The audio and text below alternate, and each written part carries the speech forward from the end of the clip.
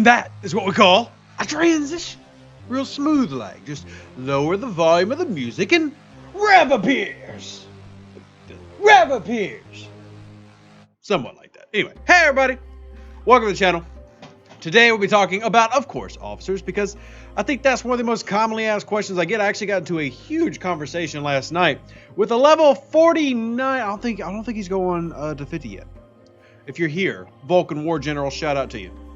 I think he's still 49, but in a big discussion about Riker and how effective he was and if he was good to use, and especially for higher level players. And it got me thinking, like, there is such a difference in play for different levels of people. If you are a level 25 or even 35, how you would prepare, loadout, and crew your ships versus a 45 or a 50 is so drastically different. Great example. The most important officers in the end game, and I've told y'all about this, are the Trinity officers. Sharvenick, Marcus, Kang. Khan, not as important at level 50. Still good, but he's not your primary PvP officer. Flip that to like level 35, he is kind of like your primary PvP officer. So I think that it'd be a good thing that we have a good talk about all that today. Also want to give a quick shout out to Cobra, who recently had a heart attack. He is a very big member of his server community, but also has been following me for a long time. I just want to give a big shout out. Prayers are with you, man. Can't wait to get more positive updates because he has been recovering positively from the past few updates I've gotten. So it's really good to hear. So shout out to you, Cobra. Nothing but long life. Live long and prosper. Thank you. All right, let's get to, wow, Reed. I love it. 67% water and 33% sellout. Thank you, Reed. Let's give a shout out to Paulo. Jeff Sloan is here. Good to see you, Jeff. Especially since you're trying to hype up the crowd. Carl's here. Lexi, James, Rich, Mima Malarkey, Louie, Sasquatch. Good to see you, Sasquatch. I'm glad that you're at work. Epi's here. Zoomer. Ed. Yeah, I know, Ed. I know you were looking at other stuff. Dominic's here. Shane, Isabel, Paul, Shane, server 8, shout out server 8. Everybody else, share this out with your friends, your family, everybody else on the discords that you may be in, especially if you're on like a newer discord. And the reason I say that is and hey, Josh Rambo on the Facebook page, good to see you. I really want to get as many of the new players as I can in here, because I feel like one of the earliest things that you can do to really improve your game is to jump on board the early bandwagon in terms of learning officers, getting the basics down, if nothing else. And that is kind of got to be your key. And if you could do that, you'll find that your gameplay greatly improves. Your grind level goes down, which is big for a lot of people. And just in general, you're a happier person. It's really tough sometimes to be a happy person in this game. Sometimes. Not all the time. But kind of sometimes. Anyway. Hey everybody, thank you, Reed. Reed sends me $7 Canadian saying that I'm 117% sellout and 289% full of love. Your math is equitable to Scopely math. And shout out server 13, Josh. Good to see you. So what we're going to do today, and hey Brian, I see everybody just coming in. I want to say hey to everybody. Scottish, William, Justin, Y Guy. What I want to do today is try to hit as many officer questions as we can.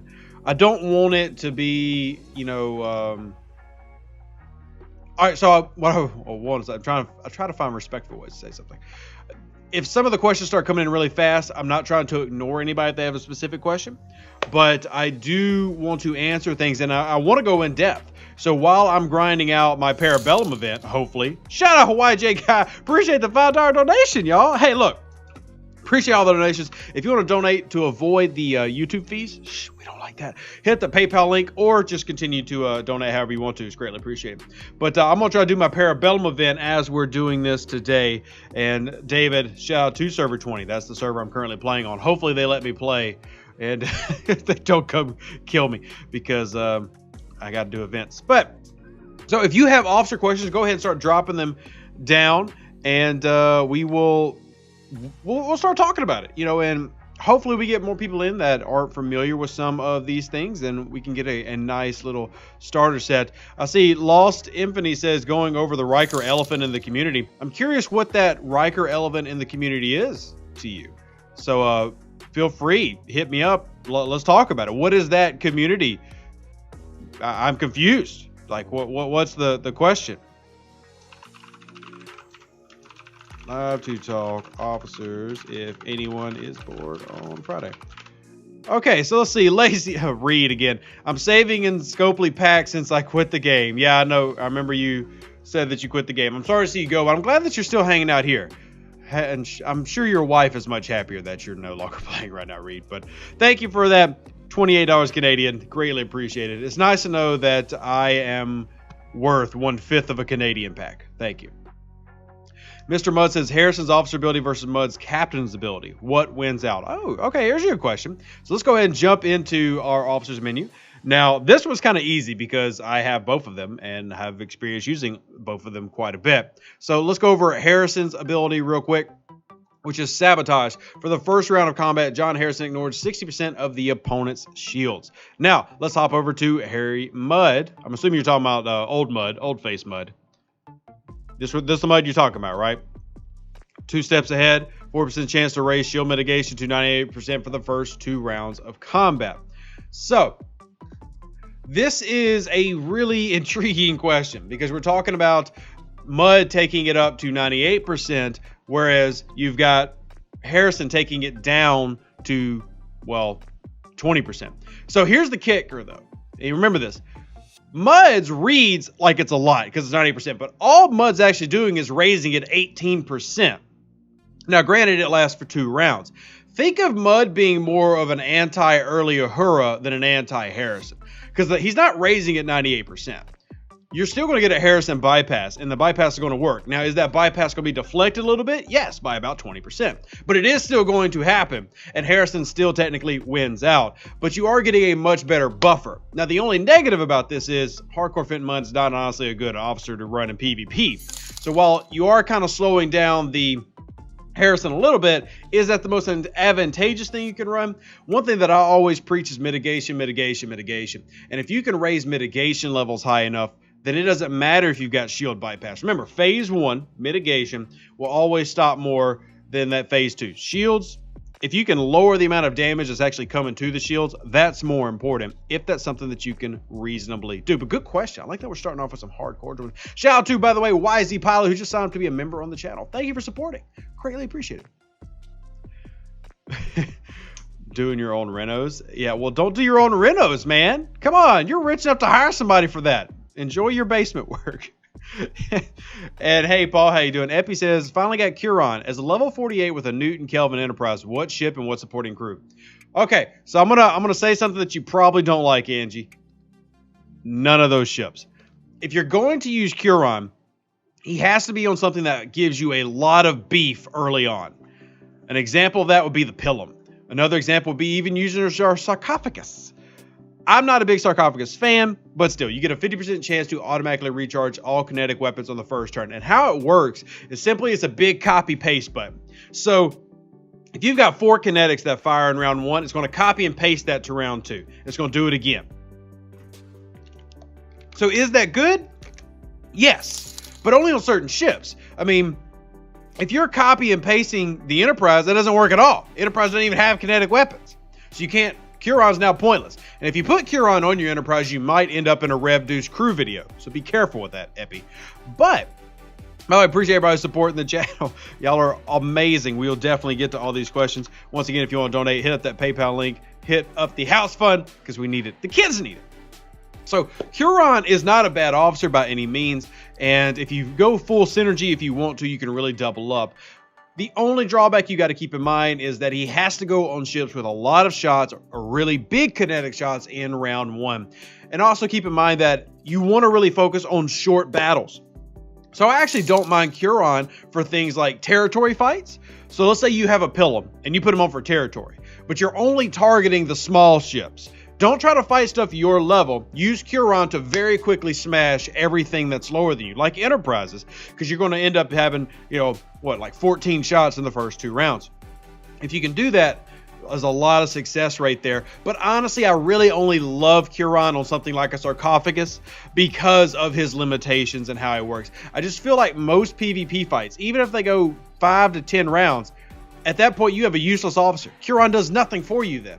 And I feel like that's too much to give up in PvP, especially if you're a higher level player. I mean, if you've got a Pilum and you've got a Coronar coming after you, and that Coronar is loaded out with Marcus and everything, unless you blow it up really early, that Marcus is going to eviscerate you.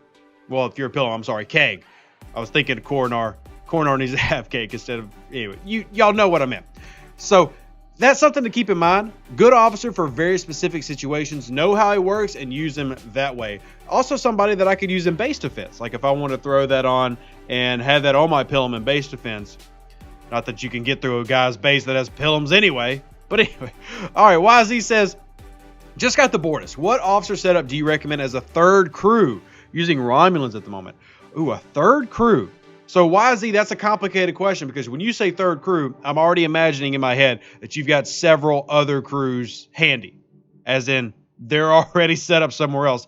So if you wouldn't mind, just to make this easier for me if you can, now if you can't, we'll use chat. Because we have so many people in chat right now, I don't want to miss your comment. If you could send me on Discord a real quick example of your crews, like in terms of what you're already using, I'll know not what to recommend. If you are already using Romulans, I'll say the basic Romulan setup is Kumak, Nero, Livis.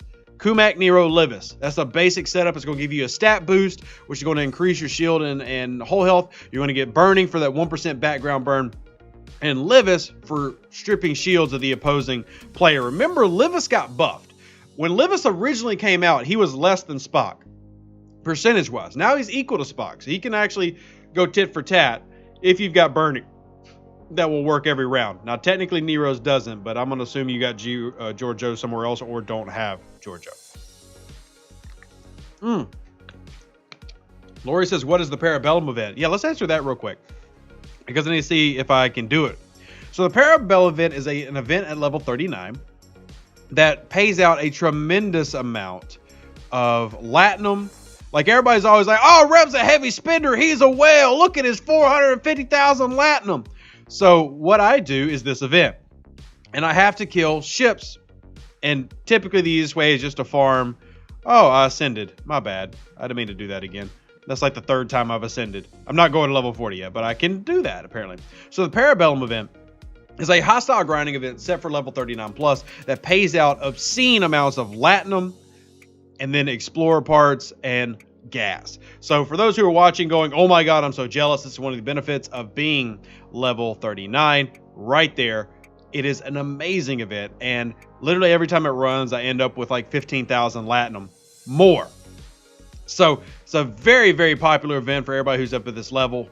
Nobody complains about it. We literally beg for it more. And if you've ever wondered why you hear it so much, even though you don't see it, it's because it's one of those events that Scopely has put out that is extremely player friendly. Almost everybody at level 39 can do it very easily and very quickly. And it does nothing but give you really, really good stuff. So that is the Parabellum event. All right, let's move on to the next one from a YG guy. Hold on. Ooh. Chat's flying, I promise. Like I said, we have a lot of people in chat. Invite as many as you can because we'll be doing this for well over an hour. I might go 2 hours of answering questions today if my voice can take it. I will be also live on Twitch tonight, so remember that. But YJ says, thanks for doing what you're doing. For PvP of Enterprises, would Gary Mitchell mitigate Khan's cumulative? All right. So I'm going to tell you how to answer your question correctly. So you're thinking Gary Mitchell. And I'm going to pull up Gary Mitchell so everybody sees why you're thinking Gary Mitchell.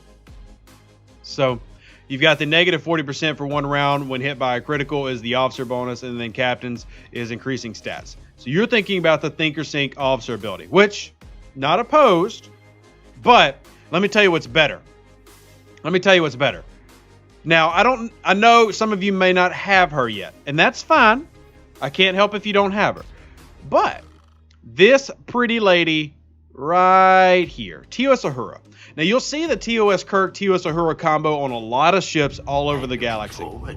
However, if you put her as captain when fighting players, as long as the ship has morale, Uhura decreases the opponent's critical chance by 10%. This is more beneficial than running Gary Mitchell. Because if you remember, critical damage bonuses, depending on research and officers that players are running, is generally well over 100%. And depending on the ship, over 200%. For example, my ISS Jelly is a 208%. So unless you've got a maxed Mitchell, you're not really decreasing it that much. And even max Mitchell is not decreasing it a lot. And remember that the best way to diminish a critical is to make it not happen. Because if you remember the video that we put out Sorry, I'm looking for another regular trader. If you remember the video we put out where we talked about how to calculate critical damage, you calculate critical damage by taking your minimum, maximum weapons damage. You put all those researches and everything into it. Bam, you get your damage. And then you multiply the critical on top of that. So to give you an easy visual, I'm going to pull up a battle log real quick. And let's take a look at this Federation transport we just killed. So what I'm looking for is a non-critical hit. So you see this 86,809? If we wanted to find out what the critical version of that was, now we need to multiply that by 208%. Because your critical calculation comes after your damage calculation, which is why it's so potent. And that's why you see Saladins getting like 1.5 million criticals, even though, you know, they don't have any other like big buffs. Like there's no Riker in Armada. They just naturally get that. And that is because of how critical works. So if you just reduce that by 40%, sure, it helps. But the best thing to do is no critical at all. That's what you want to stop criticals from happening. And that's why you see so many players running TOS Uhura as captain, because she gives you that. She helps prevent those criticals from happening, giving you more time to actually knock everything down. We got to give a real quick shout out, by the way, to Louis P. Louis just donated in the PayPal section. I'm going to put up on, you're going to see an update on the little chat here. Shout out to Louis for that. Got to have greatly appreciate it. Thank you so much for that. I think you even donated as a super chat. You donated as a super chat as well, and you sent it to PayPal. So thank you for supporting the channel. You've now been added to the house fund. Your name will be on the wall of the new house, whether you like it or not. It's there now, so accept it. And thank you. All right, let's get back to these questions. Okay, let's see. When flying a Sally, would never use anything but morale. That's going to depend, Martin, but we'll see what else we can find. Everyone seems to have an auger and an enterprise in the mid-30s. Why doesn't the D4 get enough love? Is it because of the 3-star crystal bottleneck? I would say yes, that's part of the reason. I'll also say that for a long time, the D4 was seen as the lesser of the three. And there was a reason for that. It didn't honestly used to be that great. It wasn't until a lot of officers started coming out that you saw its use really turn up and it become a better ship. I'll tell you this. If I had to fight an enterprise in a territory capture, I want my D4 more than I want my auger, because I'm going to load out my D4 with an anti-enterprise crew and I'm going to win. And if I have something like Lorca, Tilly, Marcus, or if I'm just running straight Marcus, Merritt, Krell, I'm going to really be a surprise to all those enterprises who think they're invincible. Now, this isn't, once again, Parabellum. Look at that. Look how amazing this is. Look how amazing this is. But it's just because there was a misconception built on, because early level play or early on in the game, it honestly wasn't the best ship, but that's no longer the case anymore. However, the feeling of the D4 being weaker has carried over. Now, I will say that I still prefer my auger for armadas, and I still prefer my enterprise for everyday general use. But we're talking PvP. You've got a very, very nice ship in the D4. You got speed, you've got damage, lots and lots of good stuff.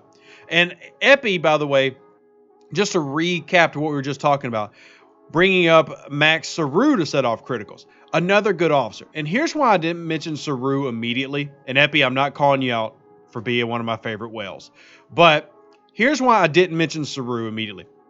Because you said a Max Saru. So lowering weapons damage, that's really good. Once again, you're talking about a max one. So mine's level 1. But then you have every time players hit by a critical hit, decreases the critical hit chance by 10%. I think this is great. However, I don't feel like, okay, so one, I want more synergy on Saru, because I don't really feel like that secondary ability is that strong. And the reason that I'm not as big a fan of Saru is generally with Saru, I have to run him by himself. Now, an exception of that would be if I ran like Saru, Ash Tyler, and Giorgio. Now, if I had all three of these and I ran them on, say, an auger against a critical build PvP ship, works beautifully. But the reason I go with something like TOS Uhura is TOS Uhura is generally a card that's good immediately. And the really tricky part about this game is a lot of cards can be good, but it requires you to higher level them. Ash Tyler, I've got to tier 2. Saru, I've got tier 1. Giorgio, I haven't even unlocked. So while they are very effective, I would like all those to be like tier 3 or better before I get to where I'm like, yo, now we're talking. Now we're cooking with peanut oil. And That's fine if you have those officers, but for the average player, they probably aren't to a point where Saru is going to be a better option than TOS Uhura, with even tier 1 TOS Kirk, TOS Uhura, even if both of them are tier 1, they're generally going to outperform in PvP because they're so good from the start versus tier 1 Saru, tier 1 Giorgio, tier 1 Ash Tyler. And I saw somebody mention DJ Aoki. Also love DJ Aoki, but once again, we're talking about an officer that really needs to be high level. DJ Aoki is not good tier 1. Just like Zhao is not good tier 1. They really need to be tier 4, tier 5 to really be good. So yes, those officers can be very good for your loadouts, but you kind of got to get them leveled up. And as everybody knows, that's pretty tricky. That's pretty tricky. Whew. Hugo says the Saru officer ability at max reduces PvP damage in the outs 40 by about 5 to 7.5%. There you go. That is not big numbers. It's the Saru captain's ability that I prefer the most, if we're being honest. But even then, I need to have it with more stuff. I need higher levels to really get into that. Charles says, how do you get the TOS officers? Well, that's the tricky part. Most people got the TOS officers because when they came around at the beginning of the year, they were completely free to play accessible. Everybody was able to get to them. Everybody was able to unlock them on a free track. I did. I didn't spend any money, and I got them on a free track. Like, I didn't go buy them in an auction. This is a rare arc. Now, since then, they've not been available. Now, we've been told that they are going to have better officer sourcing, especially for the TOS officers, and that we will get them again. However, we're not there yet. So if you don't have the TOS officers, we'll have to look at other recommendations for you. Sadly, they are still behind that whole premium wall I'm always talking about, where when Scopely puts out new content, they're like, okay, this is a premium. There's an X amount of time before we're willing to go and make it available to everybody again. So Dollar says, why don't they get rid of the heavy ships in Soul? Why don't they make us find the regular miners? Well, the spawn rate in Soul or any of the main systems is 80-20. However, you don't have to find the regular ones. You can actually load out Pike, Maraude, Talon and slam against a heavy and you'll finish Parabellum. I don't like to do that because what I do is I kill the regulars and then I go down to Groombridge, one system below, and I do my daily. So it's just easier for me to get it all in one run instead of smashing, blowing up a ship, and then flying back out there. But you don't have to just do regular transports. You can hit the heavies with Talon, because if you remember, the Parabellum event is all about causing damage. So if we come over here, deal damage. You don't actually have to kill them. All you gotta do is deal damage to them. I just prefer the Chin method because I'm trying to do multiple things. Also, we got to do this. We got to hunt the Federation today. Yeah, I'm using both sets of my tickets. It's the same. Yeah, TOS officers are currently behind a paywall. It's very, very annoying. Very annoying. So, more questions. More questions. We're here for it. Zoomer, by the way, shout out to you for the Saru Giorgio DJ recommendation on an auger. I actually do like that. You're getting the mitigation buff with Zhao. You're getting the burning going, so the obliterator weapon is providing you that damage increase. And then Saru is helping, counter any kinetic. Well, most critical builds are on kinetic bows, but any critical build that you run into. The only drawback is that ain't going to help you against an Enterprise that's running Sharvanic. So it's not enough. A max shard is going to wipe away with that DJ. So once again, depends on your levels, what you're fighting. All of this becomes very, very relative. Good third officer for Gorkon Kurla. Good question, James. What ship for one? I mean, Gorkon Kurla Khan is a really big go-to, and the reason GKK is so good is Gorkon and Kurla help make sure, or Gorkon specifically with the synergy of Kurla, help try to make that critical come early, and then Khan guarantees it keeps coming. Now, that obviously doesn't work at all times because, well, what if the fight doesn't last so long? If the fight's only going 4 or 5 rounds, then Khan wasn't really doing much for you. But in general, that's a common loadout because you want to get as many criticals as possible. It's a critical build. And that critical build can sometimes outdo something like, max morale, depending on how blessed you are by the RNGs. Not everybody gets super blessed, though. So let's see. Woodland Casa on a high level be good against Enterprises. I mean, armor on a D4. Okay, so I'm on. What? Your question kind of confuses me in the way that it's phrased. Gorkon Kurla Koth. Koth is kind of pointless. He doesn't work very well. I mean, if you had nothing but the starters, I actually go Votlin. Even though it's a very limited dodge boost. Koth just is blah. So you're asking about this. Increases the armor of the ship by 25% of the total attack. My question is, why would you run this versus an Enterprise? This doesn't help you versus an Enterprise. This doesn't help you versus an Enterprise. So that's kind of my confusion is, why are you trying to run this versus Enterprise? I mean, it's a short answer. This doesn't help versus Enterprise. And also, Hugo's right. Basically, nobody has Lancasa maxed, which is kind of what you would need for really any uncommon officer in the game to be very effective. They kind of need to be maxed. And Lancasa, I don't even know. I can hit up some of the whales that I know are on right now. Epi, if you're still floating around, has anybody even got Lancasa maxed? Off the top of your head. And hey, Nathan, how are you doing? How you doing? Let's see. Gorkon Kurla Koth. Oh, we already hit that. Is your DC useful at all? Meh. Certain situations. I'll say this. When the Mud Crew first came out, Eurydice, or Eurydice as I like to call her, was actually a semi-decent PvP loadout. Maybe not your main PvP loadout, but like a secondary. So many other officer groups have come out that make that loadout less effective. But there is still an effective PvP run with the Muds. It's just not a primary thing. It's just not a primary thing.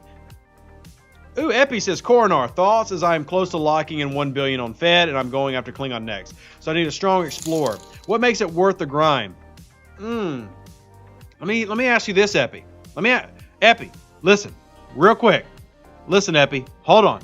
You ready? Epi, listen. Listen, Epi. What if I told you the Enterprise A was going to get better? Would you rather have that than the Corridor?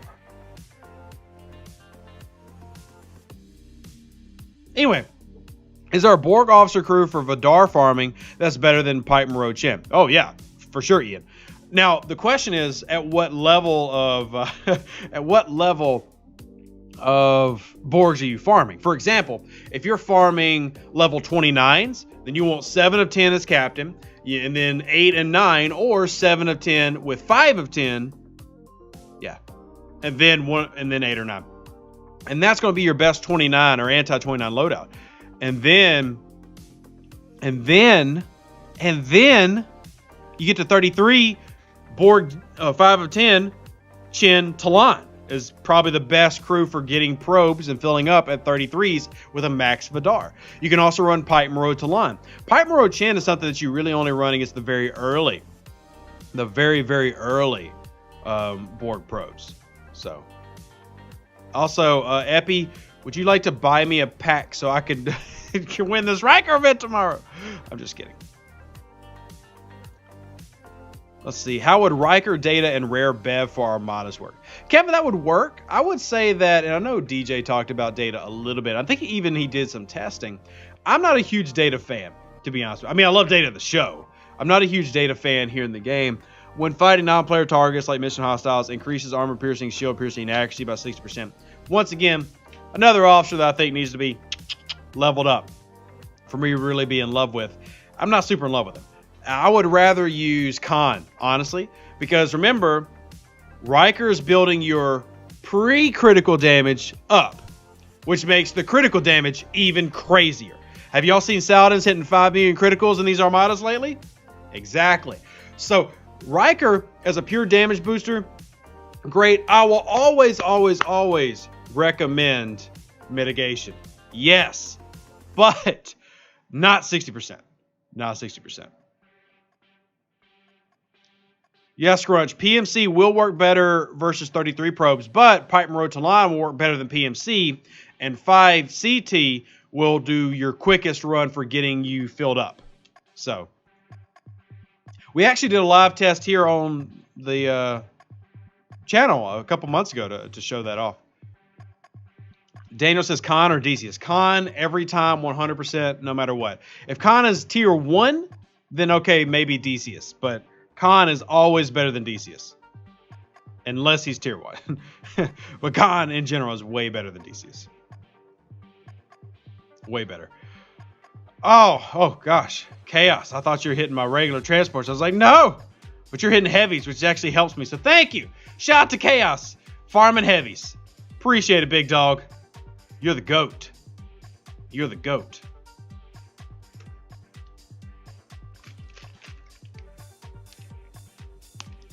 All right, what else we got? What do you think about 5/7 Marla on a Stella for hunting Eclipse hostiles? I think that if you get your Stella research up, you can hunt with Mbanga and do just fine. The key to the Stella is not officers. I mean, yes, officers are good. But the key to the Stella is truly devoting yourself to Stella research. And you get 100 out of 150 Stella research, go with whatever the heck you want. You're going to do fine. Because that thing gets so many bonuses versus Eclipse. It doesn't even need officers. Yes, officers are still great. I'm not saying officers are not important. I'm just saying that your focus for that needs to be the actual growth of your ship. Which is very, very, very rare, by the way. Normally, I'm always harping on officers. Always. By the way, I give it another... Words are hard sometimes, y'all. I apologize. We'll give a shout real quick to Thomas C., who just came through with a donation to the house fund. Got to put up on the screen. It's going to update right here. We've got to have money. We do. We do got to have money. It says, how much to get a plate on your house? What do you mean a plate? What do you mean a plate? A plate? Like, what? A plate. Anyway, explain the Riker-Beverly combo and why not include Picard instead of 6 of 10. Oh, that's a simple one for me. So, even though I like the Picard officer and... Epi, dude, I was going to answer without a super chat, but I've got you, buddy. Hold on.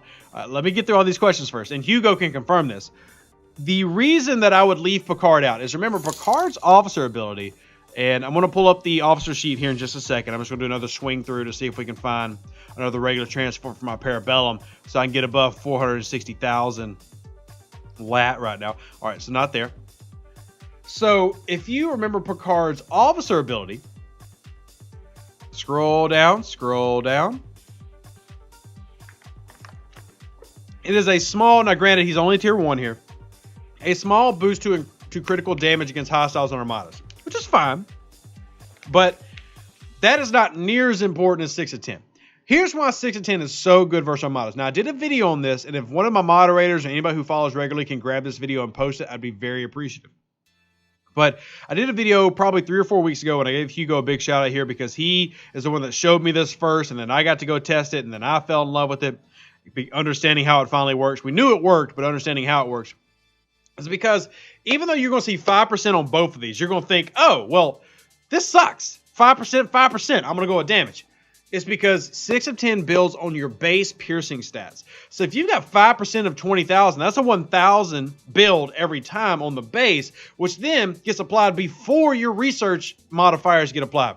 So if you just increase 1,000 on your base, that could be a much bigger increase that actually gets applied in battle. So because 6 of 10 applies to your mitigation change in battle against an Armada, way more important. Way more important. That doesn't mean that Picard's not important. That simply means that the way 6 of 10 works is so valuable that there's very few times that I'm going to be like, look, go with something else here. 6 of 10 to me is an always Armada card. Now, you will not always notice him as much on like an Eclipse Armada because, as we just discussed, the Eclipse are literally built around the entire aspect of the Stella is God, and the officers aren't. I don't know why. Apparently, when you put a pull on the front of your ship, you become amazing. But when it comes to Picard, I'm not against Picard, and yeah, you're thinking of that synergy boost to Riker. But what's better than pure damage increase? Mitigation increase. That's what's better. So I'll always go 6 there. That doesn't mean that Picard's bad. And the reason I go Beverly, by the way, over Picard is because you're boosting your mitigation. That way, if you do get hit, you're stopping as much of that damage as you possibly can, because obviously we don't have Kirk in that situation. Picard, he don't do morale if we ever used him. Riker, he don't do morale. Bev don't do morale. And 6 and 10 definitely don't do morale. So anyway, hopefully that answered all that. And, oh, thank you, Ice Glow, for posting the 6 and 10. Greatly appreciated. Epi's gotten all excited. Epi, dude, cash at me, bro. I mean, you're over here killing my PayPal. You're giving all that money to YouTube, man. We appreciate all donations, by the way. I don't turn away any donation, of course. But I just want to remind y'all, YouTube takes 30%. PayPal doesn't. Send me a gift on PayPal, and we'll answer your question no matter what. Epi, I'm just saying that if you haven't gotten to your Coronar yet, and I love the Coronar, the Enterprise A might be a better investment. I don't know exactly changes that are coming. I just know that, so let's see what else. Lonnie says, thanks for all you do. Server 20, Screamer. Thank you, Screamer. Greatly appreciated. Surprised I haven't seen you like floating around in chat. Normally Screamer will like come by and park next to whatever is open in the video. Screamer will be like, hey, I'm here, guys. Shout out, Screamer. Appreciate you, buddy. I'm surprised I haven't just seen him park next to my Jelly and Soul. Anyway, some good people in this game. I love this game. Hugo says Decius is better on lower levels. That I would agree with. That would I agree with. But I'd also counter, Hugo, how many lower levels have max Decius? How many lower levels have max Decius? It's a tricky one. 5 works on Eclipse Armadas. 5 works everywhere, Paulo. 5 is one of the universally good officers, no matter what.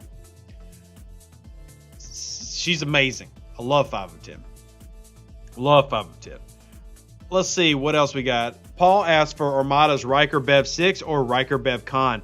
Great question. Now, this is one that is going to depend on a couple of factors. One, how long is the Armada going? Because 6 of 10 is going to take a little bit to build up, as is Khan, but Khan requires getting hit. And sometimes you're not hit. Now, when you do get hit by Armada, you usually get several procs.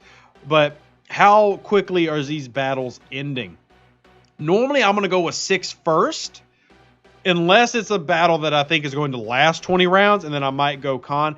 But there's a lot of things I need to look at. What's Armada you going against? For example, if I'm an Enterprise and I'm in an Armada like a 43 uncommon, one of the deep space ones, basically I'm getting carried by whales.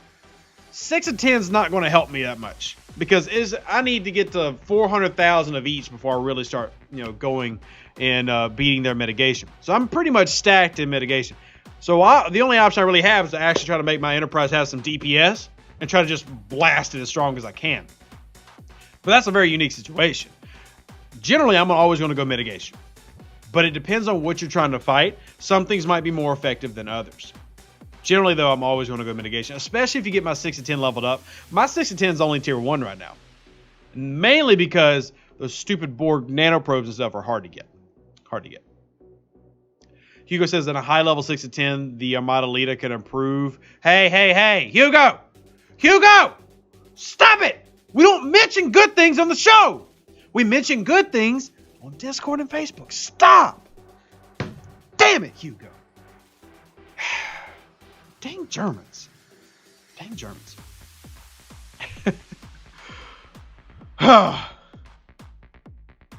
Zoomer says I'd say Khan because chances are a number of people are already running 6. Well, everybody else running 6 doesn't mean you're running 6. So, I mean you're running 6. All right, we need one more hit, I think. I think we need one more, maybe 2 more. Hugo. Yeah. Like, I started reading Hugo's comment. I was like, oh! No! If y'all curious what me and Hugo are talking about, I'll post it in the captain's quarters later. All those who are donating greatly appreciate him. So, it's like Hugo's out here trying to get things patched. I'm like, Hugo, stop it. Stop it. Oh, gosh.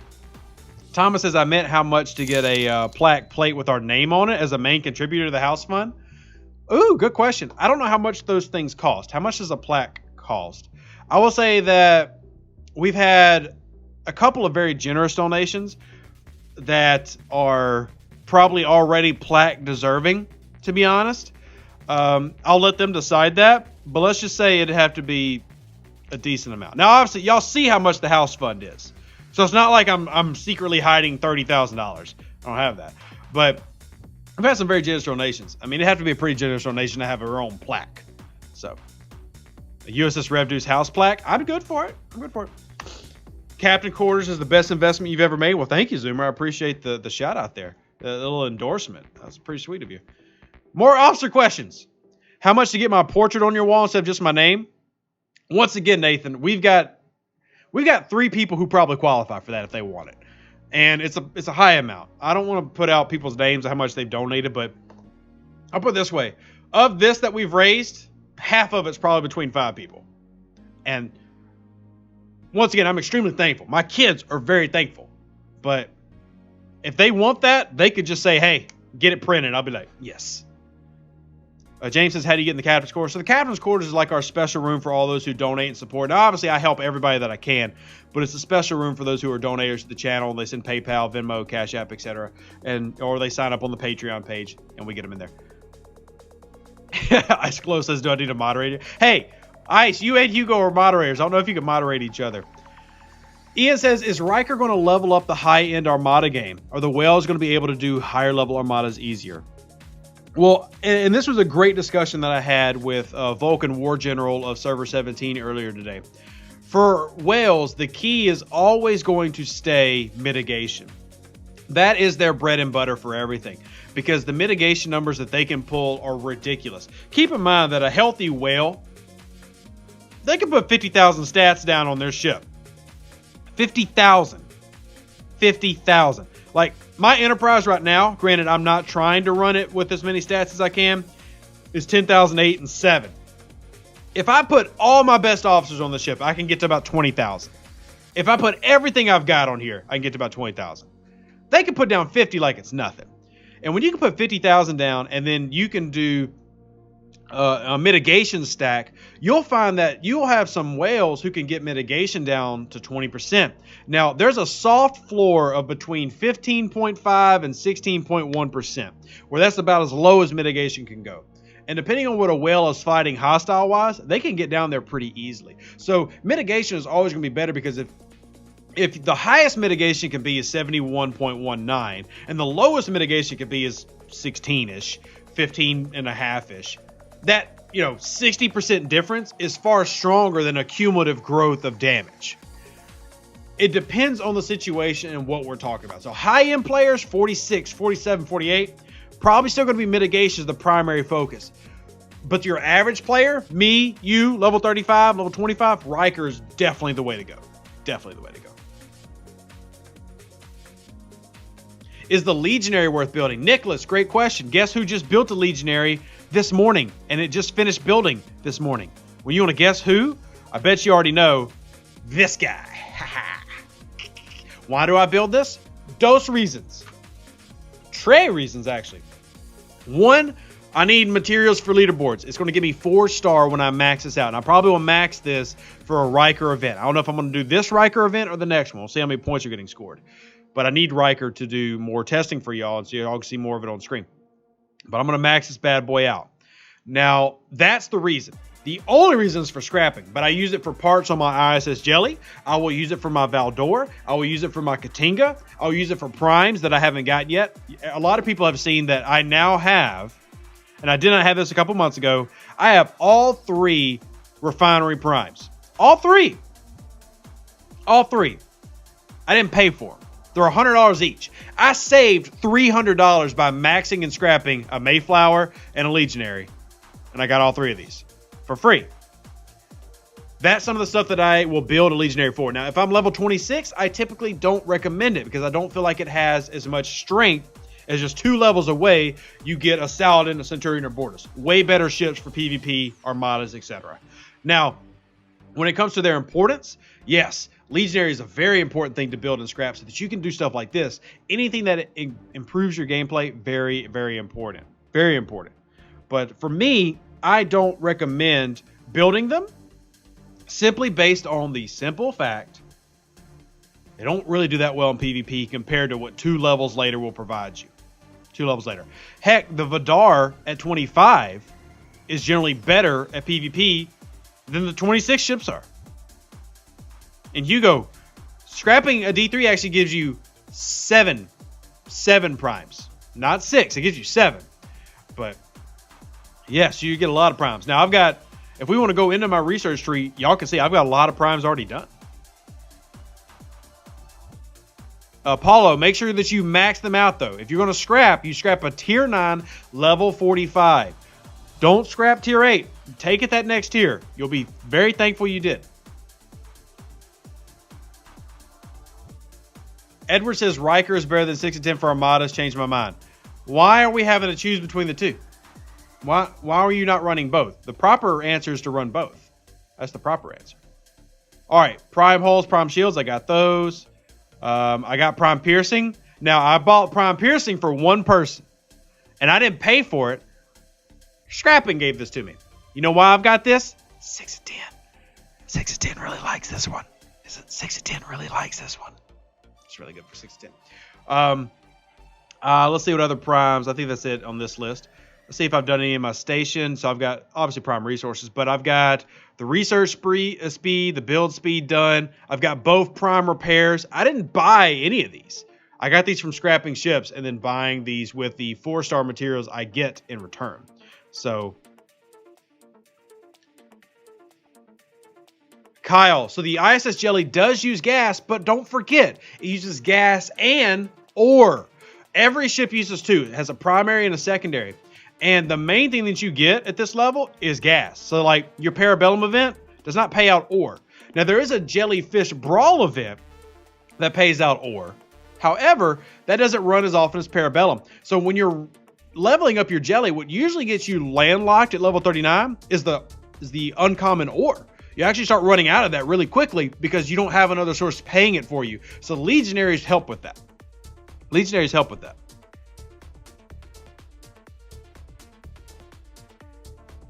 All right, we got another shout out real quick to the donation board. Really huge shout out to Miss Karen. Miss Karen just dropped a very generous donation. We'll update the board real quick. Thank you to everybody who supports the channel. Greatly appreciated. Just got updated right here. We just now hit the $9,000 mark for the house fund. Thank you, everybody, because this is a down payment we're trying to raise to get our kids a good home that I never had. Not to do a sob story, but if y'all knew how I lived, y'all be like, I'm so proud of you for pulling yourself up by your bootstraps. Thank you. Appreciate y'all. Thank you so much for that donation, Miss Karen. That is extremely generous. You are wonderful. Anytime somebody sends like over $100 or $100, that's just mind-blowing. Thank you. You just gave me a Scopely pack, and I promise not to spend it on Scopely. I promise. I promise. Thank you so much, Miss Karen. Okay, what from the rare ships do you recommend getting? Oh, that's such a tricky one. That's such a tricky one. Can I ask you this? And feel free to not answer if it's too personal. Are you a free-to-play player, a spender, or a whale? So like, do you spend like $20 to $100 a month, or do you spend a couple $100s a month? What level of spender are you will change what I recommend. Lori says, hubby is level 29 and wants to know his best ship to run hull breach. The Saladin. Now, the Bortis can run it too really well. Believe it or not. And this is something that me, and not just Hugo, this was me, I think Order to Chaos talked about this back in the day. Several people. The Bortis actually is a kinetic boat and pairs really well with kinetic builds and hull breach. Which, when you're running kinetic critical builds, hull breach is typically what you think of. So the Bortis can also do that really well as a PvP crew. So Fire says they're a spender. Okay. So if you're going to do that, now you have two things to think about. What's going to be your level 34 ship? Now, if you're going to build a level 34 ship, say the Enterprise, unless you're a heavy spender, don't build the Burrell. If you're a heavy spender, it doesn't matter. But if you you're spending less than $200 a month, I would say get the Gladius. It's going to shock a lot of people. Get the Gladius and get the Enterprise. If you're planning on getting the D4, then get the Burrell. Now, what you'll probably end up doing at some point before you get to the 40s is you'll probably end up getting multiple epic ships. Like I've got all three of them, and I love all three of them. But the first one I got was the Enterprise. And that's typically what everybody gets first because it's the overall best. Now, all three of them are good. All three of them can beat each other. All three of them are very... So don't worry about picking the wrong one. They're all effective. However, when you want to start, think first of what you want to build at 34 and then get its opposite. So if you want to build the Enterprise, get the Gladius. And the Gladius is a really good PvE grinder, by the way, because of its ship ability. Its ship ability makes it a nice PvE ship. Now, if you're going to go for D4, then you can go to the Burrell. The Burrell is the best PvP ship of the 32s. A Burrell will eat away at early Augurs, Enterprises, even D4s. It does a really good job at that. But it's all up to what you want to do in terms of your ultimate goal. And we are now at almost 470,000 Latinum. Thank you, Parabellum. You've been good to me. All right, it is finished. It's not actually. It finished. That's a glitch. If I reload the game, it should be right. So I'm going to go down here and start farming. But that's what I would recommend. Now, it also depends on what you want to do. But like I said, the Burrell is a fantastic PvP ship. but don't want to do that because if you were to build the Burrell and the Enterprise, you're going to need about 70,000 uncommon 3-star gas. That's not counting in any efficiency researches you have, though. But that's a significant amount of gas. So, and Bubster says skip all rare ships. I only recommend skipping all rare ships if you're free to play. If you are a spender, there's not a problem with picking up one because what you're buying in packs will help you make up for the fact that you're getting an extra ship. But if you are a free to play or a very, very light spender, like maybe only the battle pass, then yeah, skip the 32s. I want to make sure that I reiterate this because there's a big discussion in my Discord chat earlier around, an epic Armada. Around what's good advice and what's not good advice. Advice being good or not is relative to who you're talking to. You know, if I'm talking to a whale, then me telling them to skip a ship is not good for them. Because one, it is more enjoyable to have more ships. Anybody that's out there will tell you, having more ships is more fun. It is. And grinding away and waiting to get a ship like every 5 or 6 levels is not as much fun as being able to get every new ship, every new level. Everybody wants to do that. It's just not as advantageous to do that for the average player. So I'm not going to tell a whale to skip ships for the sake of skipping ships. If they can afford to build ships, you know, and have fun doing it, and it doesn't really impede or slow down their process, then build those extra ships. Maybe not max them. I'm not telling them to make a tier 9 Burrell, but, you know, you make up for the fact that that spinning helps you not have to be as efficient. You get to be a little bit more fun focused. But Lori says, notice that the scrapping rates improve with each upgrade of the scrapyard. No, ma'am. Actually, the scrapyard doesn't improve what you get back. All that it does is improve the time the scrapping takes. Your scrap rewards are determined by the level of the ship. For example, a Legionary, level 45 has more rewards than level 44. And you want to get it to that maximum level because of that. I want to make sure we clarify that real quick. Now, upgrading your scrapyard increases the scrapping speed, which is very helpful, especially when you're doing the whole Stella flip, like you're trying to constantly farm through Stellas. But okay. I love how there are a lot of rare ships flying around. Then how does that make it rare? Frederick, the rare simply denotes the class of ship. I will say there's a lot more uncommons running around than there are rares. But it's just a strength rating more than it is anything else. And of course, Faj, I'm very happy to help out and answer your questions. So hit me up at any time. You know that you can do that. So spending some cash, the Burrell is the best PvP. So if spending some cash means that you can get the 32s and you're not worried about that slowing you down from the 34s, yes, the Burrell is the best PvP ship of the 32s. It's the best PvPs of the 32s. And a lot of that is the firing pattern. And you can load it out with several different ways. You can run morale. You can run the TOS crew. You can run a lot of really good mitigation officers. Like I love running Marcus, Merritt Krell on there. And that will obliterate Enterprises. Like, you'll make Enterprise people so mad when you kill them with a Burrell. They get so agitated because obviously the Enterprise is unbeatable. It's the touch of Midas himself. It's gold. It's not. You can beat it. Kyle says an FCC rarity is not really rarity. It's money. Fair, I guess. I mean, fair. It's rare. It's money or time, which I guess is the same thing depending on how you view it. And YZ, glad you enjoyed it, and hopefully that means it's already helped if you're excited, because you came at me like all excited, like, yay, thanks for the advice, man. I've already killed the worst player on my server. Take that, sucker. You're welcome. Carl says the top first round crit crew chance. Ooh. I mean, it's going to be Gorkon. It's going to be Gorkon Kurla. And then if you want to go for the best chance, you would go for another officer there. But generally, you don't go 3. Okay, let's see. PvP crews. 5 Kirk, Khan, Gorkon, Kurla, Carol, Kumek, DC is near. OPL, you can't fit all those officers on one ship. I know that's not what you were saying, but depends on what you're fighting and what ship you're on. 5 is a fantastic. So 5. Here, let me hit this ship. I'm trying to multitask. 5 Kirk Spock is a great beginner set, because 5 is good immediately for the mitigation boost, and then Spock, Kirk, keep your shields up.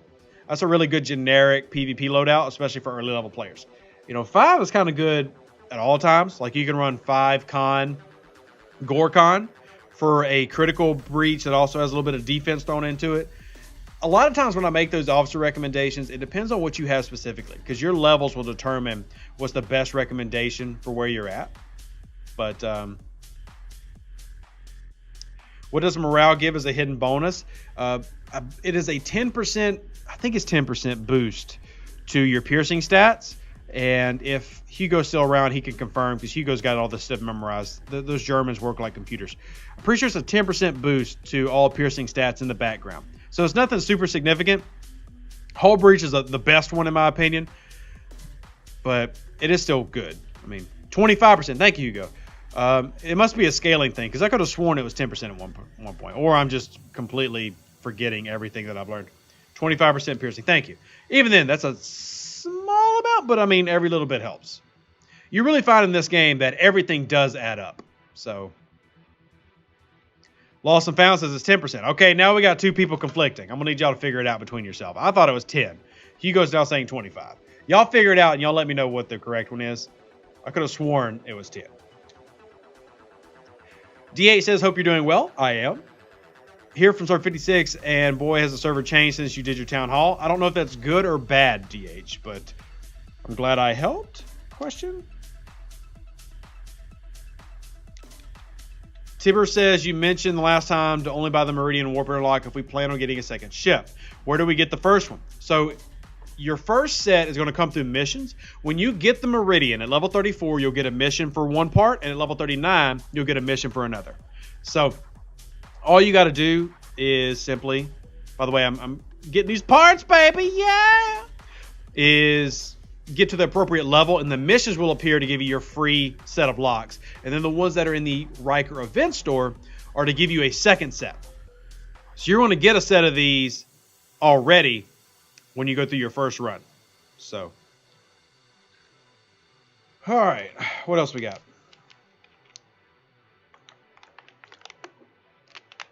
Hugo is in the captain's quarters, lost and found. Hugo is in the captain's quarters.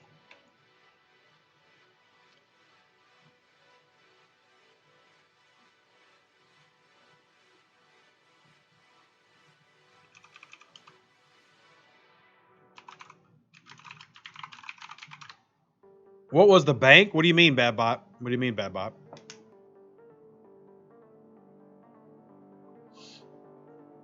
Wow, we have so many tags right now in chat.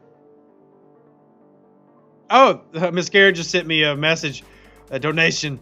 Okay, thank you. Thank you. Appreciate it. All right, Fajan, I want to say a big thank you because they just donated to the house fund. Now, they've donated before, so now we're just making their name bigger. We're just making their name bigger. But we're going to make sure that we go ahead and put it into the system here. Thank you so much for that donation. And didn't even have to do that. I was going to help you out regardless. Appreciate it. Live long and prosper to you as well. Thank you so much. Updated. We've got to have we do. Money. We do have to have money. All right, so Hugo and Lost and Found are currently duking it out, but we'll get back to you on that one. Okay, anyway, Easy says, I've been running Kuron with Harrison. Any recommendations for a third officer? I've been using a synergy officer with Kuron, also from Server 63. Shout out, Server 63. That's one of my home servers. Appreciate you being here. So, Kuron and Harrison, I mean, it's good for the first round. The next one I would run, and we're really getting RNG based here. And this is only if you want to go full RNG, if everything hits. Like, if everything turns on, you're killing something. I don't know what you're going to kill, but you're killing something. And that's to run, hey, if you could show, what the heck, Scopely? Look at this. All my officers are gone. There they go. All right, well, now we got to sort by group again. It's to run Mud. And the reason Mud is this one. 823 ways to die. Now, granted, I've only got tier 2, but double shots of the first round. Harrison will take advantage of all these double shots. So if you get double shots round 1, Harrison on all those shots, then you copy and paste the shots into round 2. You could have a 9,000 shots. So many shots. So many shots. Now that's completely RNG based, yo. Look, you're talking about making insane damage if it all turns on. What if none of them turn? What if Kuron says no, and what if Mud's sleeping in the back of the car? Then you're screwed. But if you want to talk about what could be an insanely big hit, add that to your thing and have fun. Zoomer says the mods aren't supposed to argue. Yeah, the mods are supposed to be perfect. Ice Glow. Stupid idiot.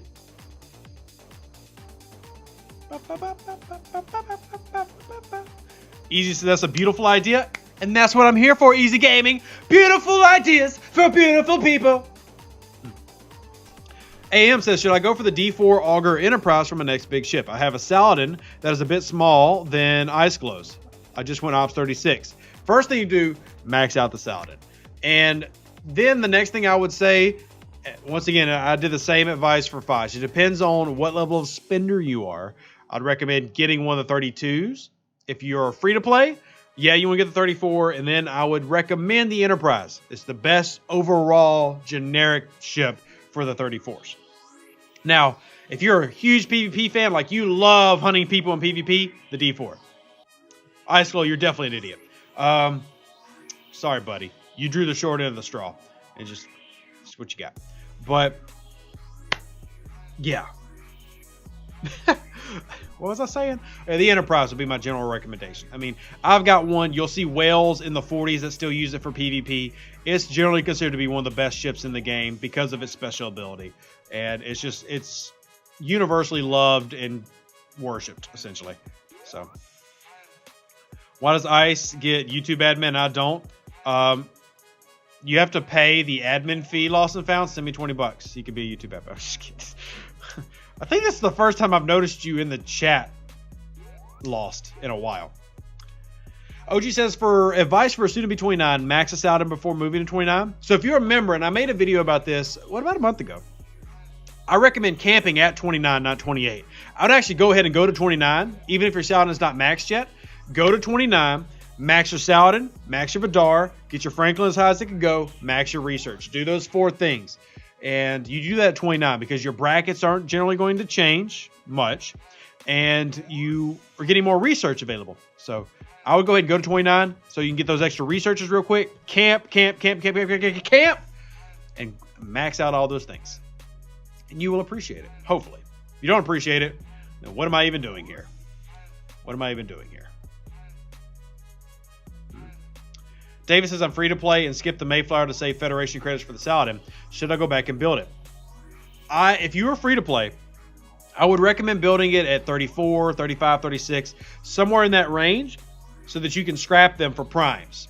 I would not recommend building it for the sake of building it, because another thing that you want to do as a free to play is make sure that you're not forgetting your officers. Yeah, also Ice is right. Make sure that you're maxing a Horizon at 29 as well. Don't forget your officers. You want to make sure that at like that 28, 29 range, as you're camping, you're throwing everything into officers because you really want to start getting transporter patterns. That's critical for you as a free-to-play player. If you really want to have a good experience in the high levels of 30s, which really isn't even high levels anymore, you really need to start getting some of these better officers. And the easiest way to do that is to be getting transporter patterns. Do that by maxing out your faction officers and maxing out the officers in the Augment Research tab. That's the easiest way to get up there. Andrew says, for the Enterprise above the D4 for free to play, it's completely up to you. I will say that for the D4, one drawback you're going to have is the Saladin, the Horizons, the Vidar, the faction miners, they just eat up all your crystal. You're not going to have that much crystal to invest into a D4 early on.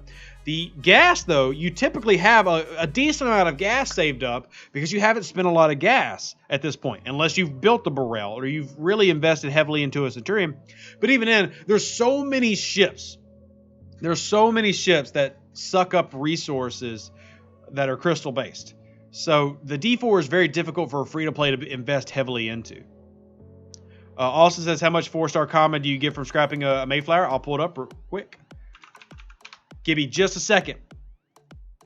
Give me just a second, and I'll tell you using this really cool tool. All right, so our Mayflower will give us scrapping. Hold on. So you want to know the commons? Commons. So you'll get 29,000 common 4-star ore, and you'll get 54,000 common 4-star gas. There's the amount of commons you'll get. The building above the shuttle bay. That would be your Alliance Control Center. Alliance Control Center. Is that what you're talking about? Or are you talking about this? Because this is nothing. This is nothing. Yeah, shout out to Ripper. Shout out to Ripper. Ripper's doing great work. Is it worth saving Discovery Recruit tokens till Lorca comes around? The answer is yes and no. When Lorca does come around, the return rate is awful, but still I save for that. It's honestly not worth it. I'll be honest. The way that they have done Lorca so far in the past, he's so rare to pull, and you get so few, it's really not worth it, but I do it anyway. It's out of habit.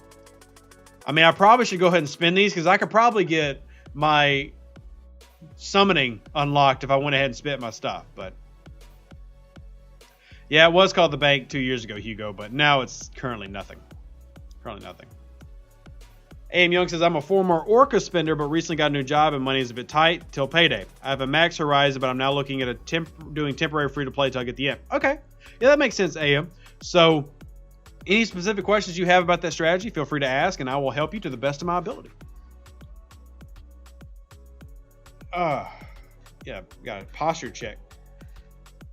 Okay, so what other questions and comments do we have about officers, about ships? Glad to answer anything. I do want to encourage y'all, if y'all haven't already, please invite anybody to the channel or to the stream, especially if you're on a newer server. Like you're on 63, go tell, hey, server 63. You might want to come pay attention to this weirdo talking Star Trek Fleet Command. You know, if you're on server 62, 64, 65, or even in the 50s, 40s, wherever you're at, if you think people could use some help and understand some of the basics of these concepts, shoot them over here. Where can you get 4-star common crystal? Couple of ways. At level 39, you can refine it slowly if you want to do that in here, because you'll get nothing but commons if you are fine here. The next option will be scrapping a D3. We'll give you what about the same thing the Mayflower. We'll give you like 50,000 4-star commons. So what you'll find is a lot of whales are scrapping the 26 ships, and even the high-level whales will be scrapping Saladins and stuff like that. Oh, nice, I am. Nice. Any advice for a level 30 player? Well, I mean, sure, tons of advice. What specifically are you looking for? The last is, what's the best speed crew? The best speed crew would be the Navi Pan, like self-breaching crew. It's what I use on my Vidar when I go hunting in territory space.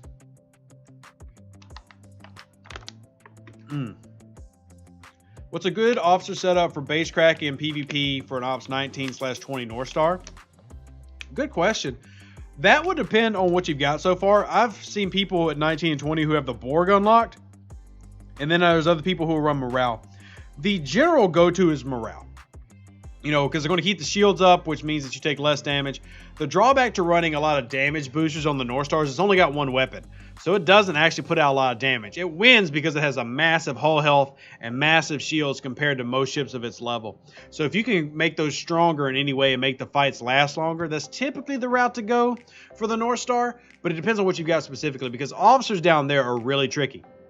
Generally, if you've got officers at level 19 or 20, you got like tier 1s, tier 2s, and a lot of those tier 1s, tier 2s aren't good for anything. Now, you can run some mixed loadouts. So, like, if you had Yuki as captain and then Kirk Spock, if your Kirk Spock was, say, tier 3, and then that way you'd be getting shield strip, so your weapon would be more effective once the shield was down quicker, and then you could have Kirk Spock keep your shields up. But it's completely based on what you got. Ron says, where can I find Kelvin BPs, if anywhere? So you can grind those in deep space. Sol is a popular place, but your drop rate is very low. Now, there's some other places in deep space. I'm not sure how far out you can reach, Ron. But in terms of normal space, Sol is one of the main spots, but they really nerfed its drop rate about a year ago. Really nerfed its drop rate. Stance on empty miner killers. If the empty miner is on a node, like this guy, like this right here, leave it alone. I leave this guy alone. He's just mining. He's just chilling. He's trying to grind. I don't see a point in killing him. Why would I do that unless I'm at war? Now, let's say that miner was sitting right here in space, fair game. Anything in open space to me is completely fair. Shouldn't have left it sitting there. I leave miners alone that are actively mining as a courtesy because I understand we have to mine. You're doing something. But if you just got your ship floating around, they're all asking to be blown up. All of them. All of them. All right, let's see. I need more ships to hit. I guess we'll just do a 39 trader. Josh says, only one event in this battle pass you can earn anything by collecting shards.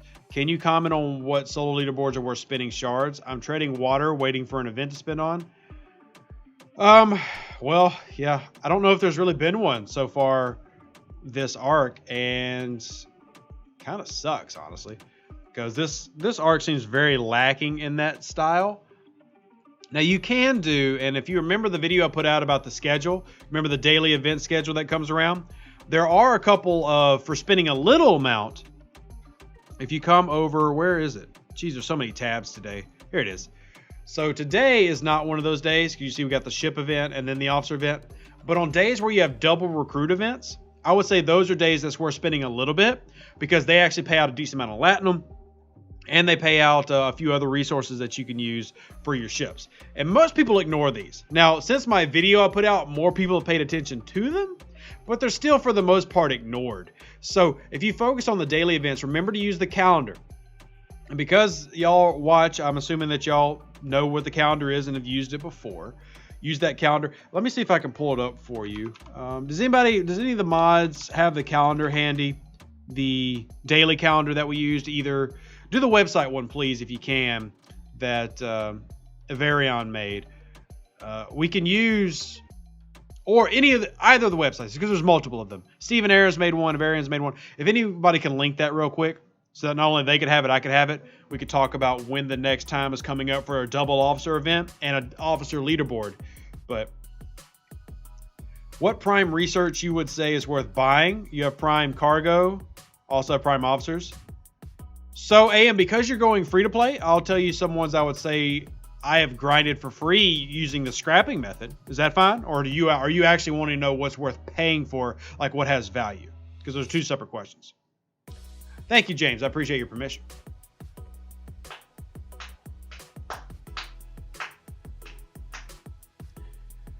What game feature do you want to see and what game feature have you heard? Oh, that's a big conversation for a different day. Let's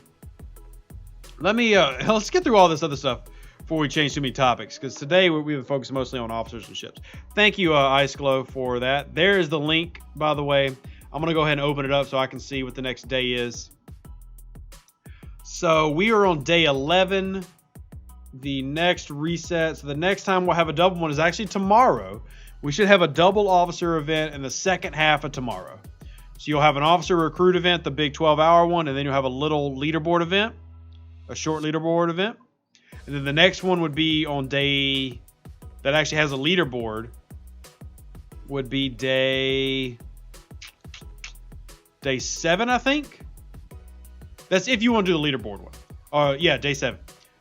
The leaderboard one pays out the most in terms of rewards and everything, but completely optional.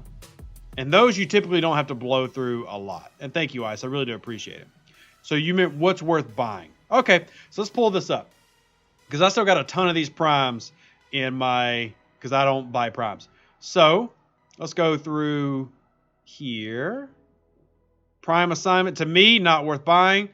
To me, not worth buying. This isn't worth buying to me. Okay, let's keep going. All these packs. Wow, so many packs. This is the prime nanoprobes for sure. Both the prime Borg ones are worth it to me. If you're a spender. If you're a spender, these are worth it. Prime Latinum, to me it's not. To some people it is. Prime PvP, once again, to some people it is. For me, 150% boost, while effective, is not worth $100. To some people it is. For me, no. For me, no. Cargo capacity, the cargo security, for me, no. For others, yes. If you don't like constantly hovering over your miners, yes. Let's see. This is so tempting for me, but I'm not going to do it. Prime Stella efficiency, No, because I can get this by scrapping a Legionary pretty easily.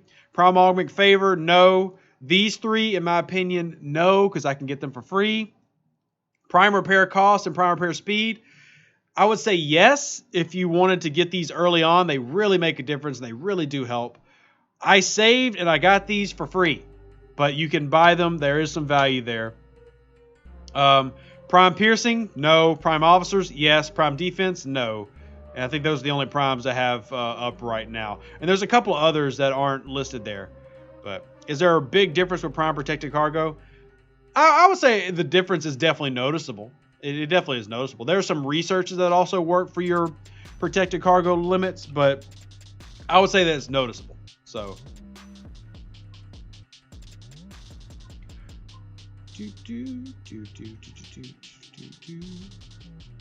Okay, we're gonna give another shout out real quick to Randy, who is donated to the house fund. We're gonna put it in here.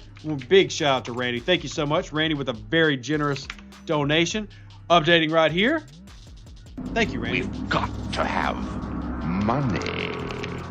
And just a reminder, if anybody has donated tonight, please hit me up on Discord so that you can get access to the captain's quarters. It is our room for donators. Just yesterday, we put forth a special hint of something in the game that works in the favor of the players that we're not talking about on video because we don't want to be patched, because I may have done that a couple times already in my career. So there are benefits to doing it, and you just get to hang out with me more. So thank you so much. Please hit me up if you donated. Y'all are amazing. Thank you so much, Randy. It's extremely kind of you. Greatly appreciate it. Also, Thomas hit me with another one because Thomas wants his question answered. He says, I have 135,000 in Ultra tokens. My gosh. When should I spend them? I've waited for a 2x event, or I can spend them all on August 27th on my B-Day. So I don't know specifically if there's an event coming up. I will say that you should definitely do what I was just talking about. The daily run. Focus on your daily run now. Please. You've got to start taking advantage of those double daily events. Please take advantage of those. And thank you for the donation. Money. Thank you for the donation. AM says they own Prime Cargo and love it. It is a good Prime. And if you are one of the, like, I actively watch my miners, so it's not a problem for me. But I know not everybody wants to babysit them. I can babysit them because I literally do this game so much. So much. So I can babysit them and it's not a big deal. But I get not everybody wants to go through that process, and that's fine. So, Rue, send me a DM on Discord. I will go through my DMs after this stream, and just provide a screenshot of your donation to show that you verify you have, and then I will update your roles. You can also send it to one of the moderators if you want to do it now, like Ice Glow, Lost and Found, etc. If you're not comfortable with them seeing how much you've donated, you can just send it to me. I don't share anybody's donation information with anyone. Nobody gets to know it. If you're comfortable with somebody seeing it and you want to send proof of your donation, then you can send it to one of the moderators. Level 35, I need Legionary battle plans.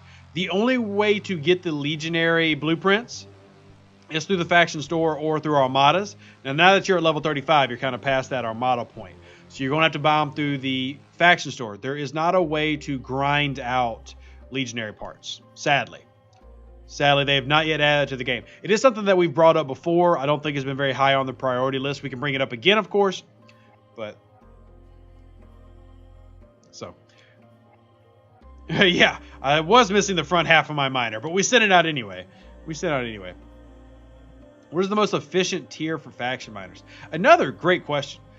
Efficiency is a relative statement. I would say that tier 6 is a really good sweet spot. Tier 5 and tier 6 are a good sweet spot. You get good cargo cap. It's like this Cavort is tier 6.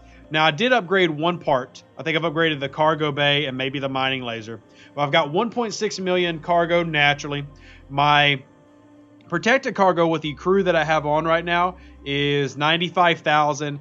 And I have not had to spend a lot of crystal to get to this point. It's not super expensive to get here. And I can actually tell you what the cost to get to this point is, because we have the handy dandy Ripper tool now. So for my Cavort that I've got at tier... So I'm going to give you base tier 6. So to get to tier 6 is only going to cost about 1,000 uncommon gas and 3,800 uncommon crystal without counting efficiency researches. So about the cost it is to max out a Saladin. So it's not too bad, or max out a Vidar anyway. It's not too bad. It is obviously, you know, thousands, but it's not ridiculous. And yet you end up with about 100,000 protected cargo, depending on your protected cargo crew. And you end up with well over 1 million space for raiding. So that's about the sweet spot. Now you can still stop at tier 5. And at tier 5, you'll only have spent about 2,000. And you're not as well off, but you'll still be around 1 million and definitely around that 50,000-ish protected, 60,000-ish protected cargo mark. So, which faction miner is worth building to near max or good level on War First? So they're all identical. You know, there's no difference between the Cavort, the Valkyries, and the Antares. The only difference is the type of bonus they get when mining. So don't worry about it in terms of if there's a betterness to them. They all are identical in terms of warp range. Now I will say there's a slight difference. The Cavort has a kinetic weapon. I mean, whereas the other two have energy weapons. So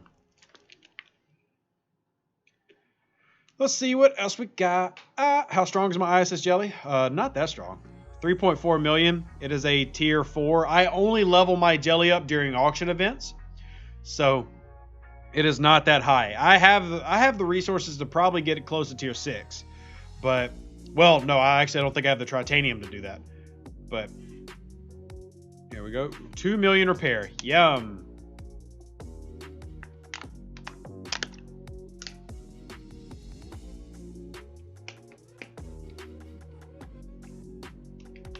But, yeah, anyway. Typically, that's where I spend my ISS stuff at. My ISS really only gets used for... Ooh, I'm going to go to that one. I called it. Hopefully they don't kick me.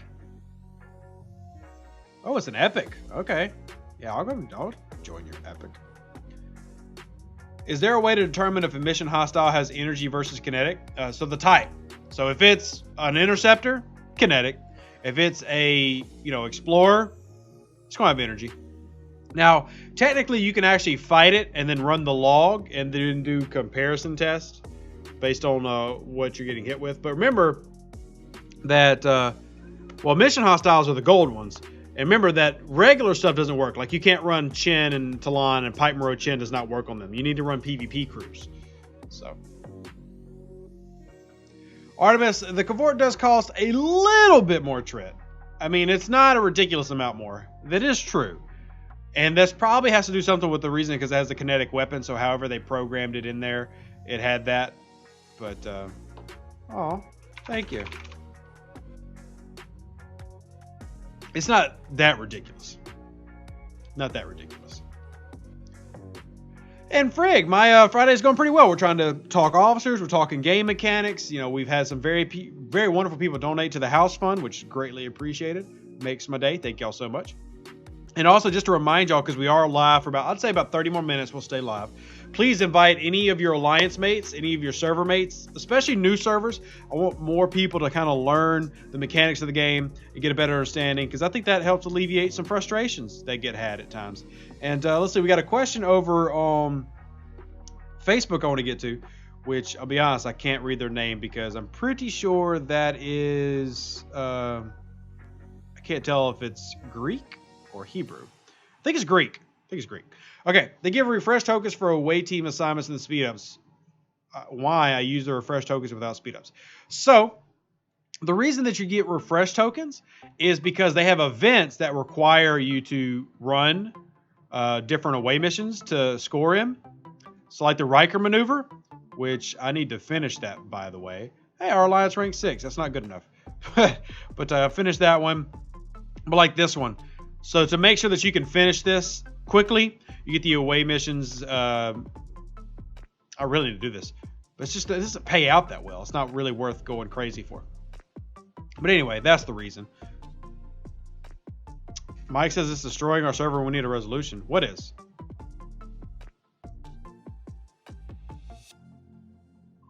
Oh, territory capture? I've got nothing for you, bud. I mean, you can't stop coalitions. You can't stop the coalitions. Thank you to Sasquatch for that donation. Appreciate it. I mean, you can only do is fight them. I mean, territories is made to be places where there's PvP, made to be places where there's war, diplomacy. That was the vision. I do agree that they need to change it up. 100%. They need to change it up. They need to make a rotation to it, and they've said they will, but we don't know when exactly that's going to happen. But they will eventually rotate everything, change some things up, add some new territories. I just don't know when that's actually going to happen. Which ship for a free-to-play other than a Saladin has the best kinetic firing pattern for armadas? Also, you are right. Level 28 is a wall for free-to-play. It is, and I warned you. It's all good. Kinetic specifically, the Bortis, but I'm assuming we don't want to use Bortis because you have a Saladin. The next one would be... Now, if you're going pure kinetic, like only kinetic, the D4. The Brawl has got kinetic loadouts that you can run, but the pure kinetic is going to be your D4. And yes, the D4 can be good in armadas. Not my favorite, but it can be good. Hit the button while dumping the trailer. Well, if the button gives me $5, hit the button several times, Sasquatch. Please hit the button as many times as you want. Thank you. Greatly appreciate it. All right, we need to swap this back out because I hate when my power level shows this low. We'll level it up tomorrow. Get our beautiful Burrell out. I love my Burrell. 2.6 million power at only tier 8. She's so yummy. So yummy. BJ says, howdy for server 31. Shout out to you. I'm currently level 26, and I am 1.9 million rep with feds, negative 1.4 Klingon and ROM. Is it too late to double faction? Definitely not. Or should I just them one at a time? So if you were closer to the 10 million lock, I would say just go ahead and lock it out. But at 1.9, you're still very much in the range of fixing one of those. Now, you can use some of those missions that you might have archived to do that. But I see one of the comments on Facebook. Wayne, I see you, buddy. I appreciate that. That gave me a good chuckle, buddy. I like that one. Back to the question at hand. I would say recover one of them. Now, as far as recommendation for which one, I would say the Klingon so that you can focus on maxing out the Gorkon crew. But it's up to you. You're definitely not too far behind. Yes, it is going to take grinding. You're going to hit lots of hostiles. But you will be very thankful for having them locked out. If for no other reason. Like, look at all the stuff that I'm just in 2 of them, by the way. And I'm tri-faction locked. Look at all the stuff I'm getting here. I'm getting 30 minute speed up. So 15 hours per. My tokens. I am getting only a small rep. I'm getting my Klingon tokens there. Do that. Now let's look at this 25. I already collected one, so we can look at this last one. Look at this one. 30 minute speed ups. So I think the last one was 20 and I did bad math. That was 10. But this is 15 hours of speed ups. I did that twice for 2 different ones. You never run out of repair speed ups. You start getting more Klingon credits. You start getting more tokens to do your draws on. Definitely get 2. Definitely get 2. And if you get to level 28, you can max out all 3 factions. I have several people who have done it. It's very doable with Pipe Moro Chin and a level 28 ship. So just stay where you're at, though. Don't go too far ahead. And I would say work on double. It makes your life so much easier. So much easier. Burrell's tier 5, 1.6 power. Only kinetic left before she goes to tier 6. Congratulations, Psycho Mike. Congratulations. All right, we got a Facebook question I want to grab. I do love Wayne. He says he's going to ask you crew for what. But Tommy says the only TNG officers I have at the moment are Picard and Wesley. What is a decent crew I can use? So I'm going to assume that you're thinking a PvE crew. So Pipe Moreau Chen is still definitely going to be way better than Picard Wesley. But what you can do is run Pipe Moreau Chen and Picard Wesley Talon. You'd have 2 hostile groups. You can go to the same system and double grind. So one can be hitting traders, one's hitting interceptors, and you're getting your grinds done way faster. That'd be the most optimal thing I would say in terms of just a generic crew. If you're not meaning PvE, shoot me a comment right back here in that Facebook chat and I will change my answer to something more applicable. Your dual faction locked and level 29 free to play. Congratulations, Mickey. You sound like somebody who's been watching a lot of Rev Deuce videos, and I am so proud of you. So proud. Yeah. Love you. All right. What do you mean that level 28 is a wall for free to play? So when I say that level 28 is a free to play wall, what I mean is the amount of uncommons that you typically need is ridiculously high. That's what I mean by there's a wall. It's not that you can't progress through it. You definitely can. Please don't take what I said as saying that free-to-play just to stop playing at level 28. That's not what I mean at all. We actually have free-to-plays who are in the 40s. What I mean is that the cost to get super, super high. For example, take the Saladin. The Saladin is the first ship that really just hits you really hard for uncommons. The Saladin to max out is going to need... Oh, gosh, what is that thing going to need? Ooh, I'm trying to think. Oh, like 2,000 uncommon crystal, I think. Like 600 rares. It's a lot. It's a lot. And that's just the Saladin. You still got to max out the Vidar. You still need to max out your Horizon. So you hit this uncommon crystal wall where it really slows you down because you can't get enough to just keep going. Whereas before, you could relatively upgrade at a normal pace. Like, oh, I'll upgrade this, then this. But because most of the ships people go for all become crystal based, you hit a huge slowdown. Now you can help that a little bit by not getting the Saladin. The drawback, you don't have the Saladin, which is the best level 28 ship by a lot. But the Centurion is still a good ship, really good for hostile grinding, decent in PvP. The Bortis is good, but slow. So you can help augment that by going for a different path, but that's the issue. That's the issue. Sally needs closer to 8,000 crystal. Thank you, John. I was looking at the components list here on STFC.space, and it was saying 1,700, and that didn't look right. But oh, I see what happened. For whatever reason, it kind of glitched out on my uncommons when I was leveling up. I don't know why, but so hey, that's the STFC.space is still an alpha, so it's not perfect. It's still an alpha. James says Saladin is also the best 32 ship. Now that I wouldn't agree because my Burrell will wipe the floor with Saladins all day long.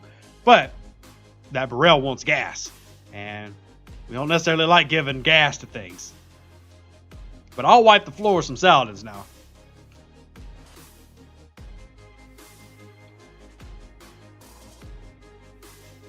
$44 is the highest free-to-play, John. 44 is the highest free-to-play. There are multiple 42 free-to-plays. There's not many. When I say multiple, there's a couple. But 44 is the highest.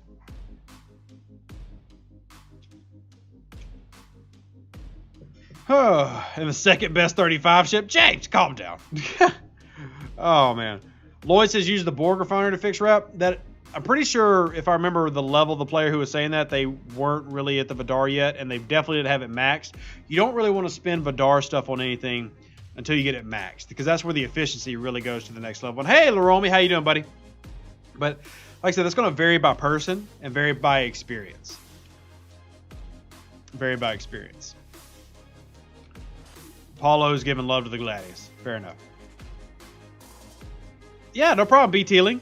Yeah, I mean, what I normally do, and one of the reasons I also dual faction so I can have credits. Now, my Federation is lacking. I'm only at 13,000. But Klingon, I've got 148.7 thousand, and Romulan, I've got 126,000. And what I typically do every day is I come over here, I pull the Romulan Recruit 4, and depending on where I'm at in my scrapping process, I will go ahead and pull a full Legionary. So for me to get a full Legionary is 8 times 1250, so it's what, 12,000? Something like that? Maybe 10,000? No, 12,000. It's 12,000. So I'll spend 12,000 to get another Legionary, and then I'll max it out, but I do that in a process. So it's another reason I do the dual faction grinding, is to work on, constantly working on transporter patterns, constantly working on ships, because that's going to make you better in the long term. Yeah. I thought my math was right, James, 12K. But every now and then I second guess myself and I go, wait a minute. Wait a minute. Is that right? But I was right. Dollar says you need to grind the rep. I'm purposely not grinding my rep, and here's why.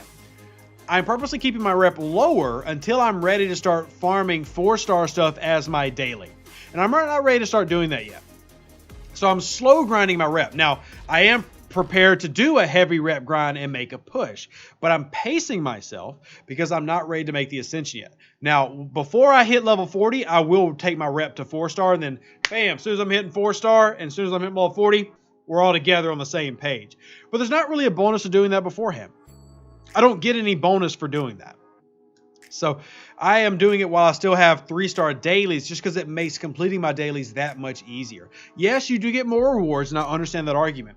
But I'm not hurting for speed ups, and I'm not hurting for unrefined ores or anything either.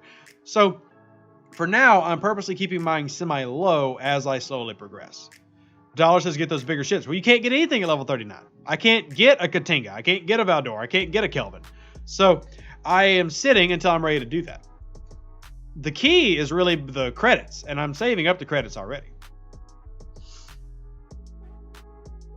Nathan says sitting here as a 35 and admired with Rom as a feels bad. Yeah. I mean, it's all about what is comfortable for you, because I could definitely do it. I'm not saying I can't.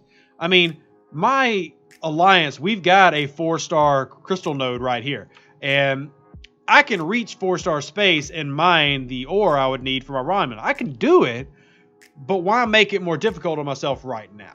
You know what I mean? So I have kept in this spot for my dailies and my dailies alone. That's the only reason. And if you choose to do it the other way, that's cool too. That's not a wrong answer, but that's why I'm doing it. That's why I'm doing it. Whew, my voice is kind of... Remember, by the way, if you haven't already, I would encourage you to follow the Twitch channel. We'll be live again tonight on Twitch. The Twitch is where we get a little bit more fun, a little bit more goofy, sometimes profane. But come join the Discord if you haven't already. It's a good time. We have a lot of fun. And join the Twitch channel if you haven't already, because those streams get kind of crazy. James says, don't listen to the rushers, Rev. Patience or payment is the motto. I mean, you can still be patient and excel or raise up on those. I still think it's the best overall strategy, but you can do it. Did I get kicked from this one? Okay, it's just lag. Okay, I was curious. I'm like, did I not get to participate in that one? Let's see. There's that rare has already been launched. I gotta say thank you for the Armada, because it's very kind of them. All right, let me hit this. Sorry, I gotta collect all these things. Woo! I just got my stuff. I just got my stuff. I got 2 more Rikers, but sadly, I'm no more 69. No more 69, sad face. But we're now 71 out of 100, so we're only 29 away. Hopefully, we'll have Riker by next week. Hopefully. One can hope. We can always hope. Oh, also, I forgot. Got to go into my factions. Go into Augment. And scroll down here, and then do this. Yay! Woohoo! Just so we can collect a random bit of titanium. Now, why did I do that? Because that titanium helps pay for that stupid ISS Jelly repair. Stupid ISS Jelly. My favorite Star Trek show, The Next Generation, then Deep Space Nine. Honestly, and it might be because of recency bias, then Lower Decks. Lower Decks I'm falling in love with right now. But they'll be my top 3. But I really enjoy all Trek. Even Voyager, which I like to crap on, is probably my second to least favorite. I still enjoy it. Will there be more drunken karaoke in Twitch? Tommy, you never know, buddy. You never know. Sometimes it happens. Lately, we've been having that, and we aren't even drinking. We're just kind of goofy. So. See, John, I'm actually not a huge The Original Series fan. I think it's okay, but it has some good characters, but it's definitely not my favorite. When did dailies change after getting lock at 10 million? So the next change is 20 and 50. 20 and 50. Now, I can pull up the Kelvin Memorial Archive to confirm that. I'm pretty sure. Pretty sure. Do you think there will ever be an Officers from the Enterprise series? Yes, at some point there will be, Gary. Now that they have access to all the IP, they will include all of those different officers from all these different series. But we'll get there. Grudge says 30. Thank you. Ooh, a little 35. I'll launch a 35 to contribute to the Armada fund. Lower Decks is weird. I don't watch or even like it because it's Star Trek, just a fun space cartoon. Yeah, it would be a good show without being Star Trek. I 100% agree, James. It's just really entertaining. Yeah, TOS is definitely not the best for me. TOS is okay. I mean, keep in mind that I'm 31, so I didn't grow up with the original series. So there's a lot of nostalgia that gets built into that, but the Next Generation had way better storylines, especially after about Season 2. And Deep Space Nine, to me, was the best overall storylines, but it didn't have the best characters. The best characters to me are in the Next Generation. The best stories are probably in Deep Space Nine. That's my opinion.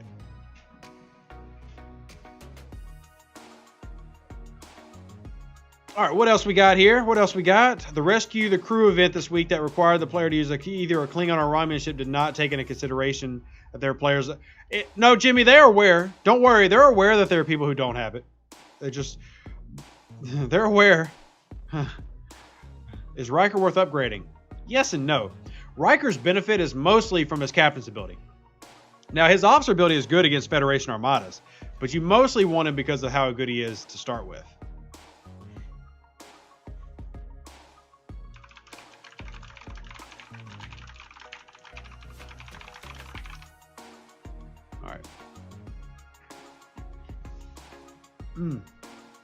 Hey, Watermelon, how you doing?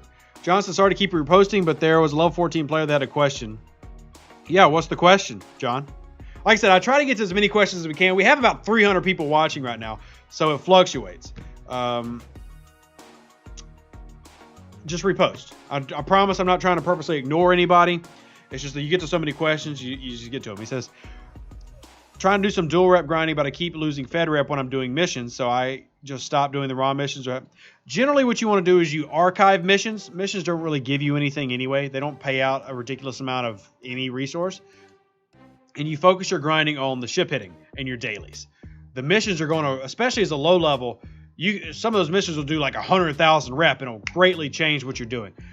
I purposely archive missions and focus on the grinding of the ships and the dailies. That's what I do. Yeah, Bub, I agree. We need more thumbs up. Thumbs up actually help the analytics. And if you have not hit the follow button on the channel already, please do. We need everybody to hit the follow button. Everything helps us grow. And if we're not growing, we can't make content anymore. And if y'all don't want me to make content, just say so. Okay? Just say you don't want me anymore. I'll be heartbroken. But I'll accept it. I'll be heartbroken, though. Remember to hit the like button. Thank you. Level 28, and I have a tier 7 Saladin and a tier 7 Bortis. Which one should I max first? I would max the Saladin. It's the best long-term ship of that group. So that's what I would max. James says we want chair. Tonight, you'll get chair. Come tonight to the Twitch channel, and you can have a chair stream. We don't want you making content? Oh, we don't want you making... Okay, I see what you did there, Mr. Double Negative. OG says, well, we still want the chair, so we're stuck with you. Thank you. I feel loved. Yikes. Do.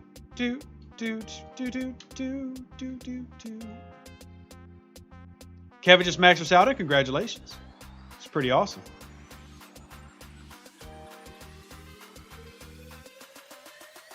John says, thank you. I remember how hard it was to get started and remember being frustrated. Hey, I just redid. And by the way, thank you for that super chat. Remember, if you want to donate to the house fund, PayPal avoids the YouTube fees, but we'll take any donation. If you want to send YouTube 30% of that money, I'm cool with it. But I restart the game periodically. And one thing that I feel like I do that sets me apart from some of the other content creators, and this is not meant to call other content creators out. This simply means how I try to work on perspective. I'm never negative about other content creators. I love all of our team.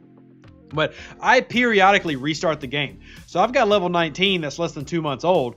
So I get a fresh perspective of, hey man, you got to remember how hard it is to grind through maxing your Tala as you're trying to get to level 19 and stuff. And man, I'm stuck now because I'm working on my Tala. I don't have the ore to get to level 20. So, all these different grinds that you go through, keeping in mind, and I'm reminded it's actually harder to keep that double faction balance at like level 16 because you get so few points. It's so easy to just fly up on one faction and leave the second behind. So yeah, it's just something I do to work on that. But I'm happy to help players of all levels. All levels. And Frig, thank you. Live long to you as well. What else we got? We need more Harrison events. I agree. Actually, no more Harrison events because I have him now, so nobody else gets him. Nobody else gets him but me. He's mine. Mine, mine, mine, mine, mine, mine. You don't get him. Just me. Oh, congratulations, Ice Glow. Maxing Chin is game-changing. You're really going to be a happy camper now. All right, I got to use some speed-ups because we got some grinding to do and we ain't got time to be waiting for you. See, this is what's nice about getting all those speed-ups. I just flew through 8.5 hours of speed-ups like it was nothing. All right, so I'm going to change this to my Gladius because it's way cheaper to repair. Or should we use the Intrepid? We haven't used the Intrepid in a while. Yeah, let's use the Intrepid. The Intrepid deserves some love, even though I'm not a big fan of it. I don't use it enough, so we're going to use our Intrepid and go do a little grinding for our faction hunt. Yeah, well, who doesn't need a Max Harrison, Hugo? We need more Rev Deuce? Well, hey, more donations to the channel make more Rev Deuce happen. Also, if you want more Rev Deuce, make sure you check out the Twitch stream. What is faction locking? So, David, great question. It's not just because it's a noob question does not mean it's a bad question. So, the game has 2 locks for the main factions. 10 million is the first lock. So, once you get to 10 million points, it will not go below. So, you can get to 10 million and then hit 1 million Federation ships, and they're like, "You're still cool with us, dog." So, 10 million is the first lock. So, you see, I've got all 3 of my main factions locked at 10 million. Now, I'm focusing on Klingon and Romulan to grow those. But this one will now never drop below 10. Now, the next lock after 10 million is 1 billion. 1 billion. Yes, with a B. It takes a while to get to us. But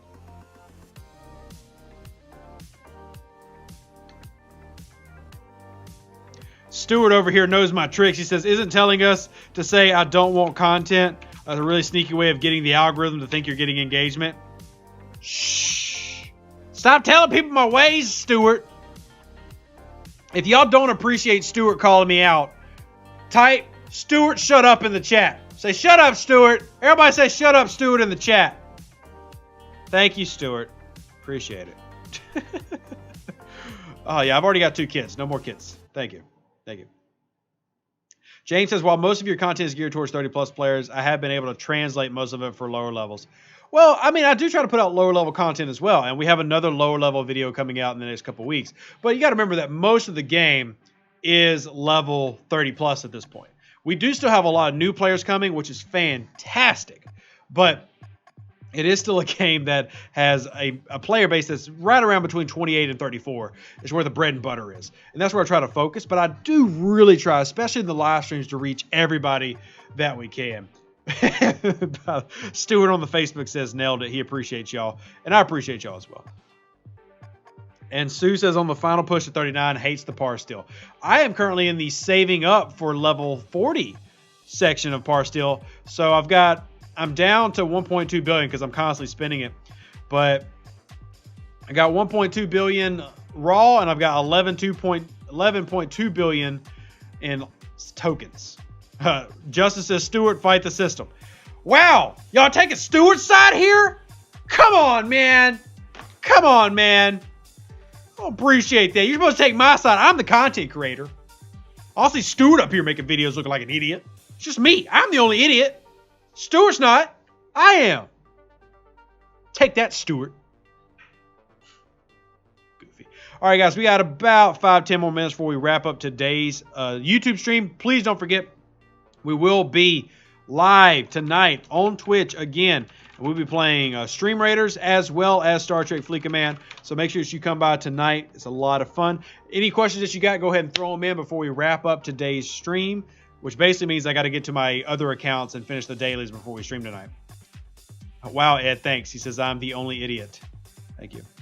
Tommy says, should I camp at 35 or 36? Good question. The reason you're asking about level 36 is because the Armada chests start paying out ISS Jelly Shards. I know that's why you're thinking it.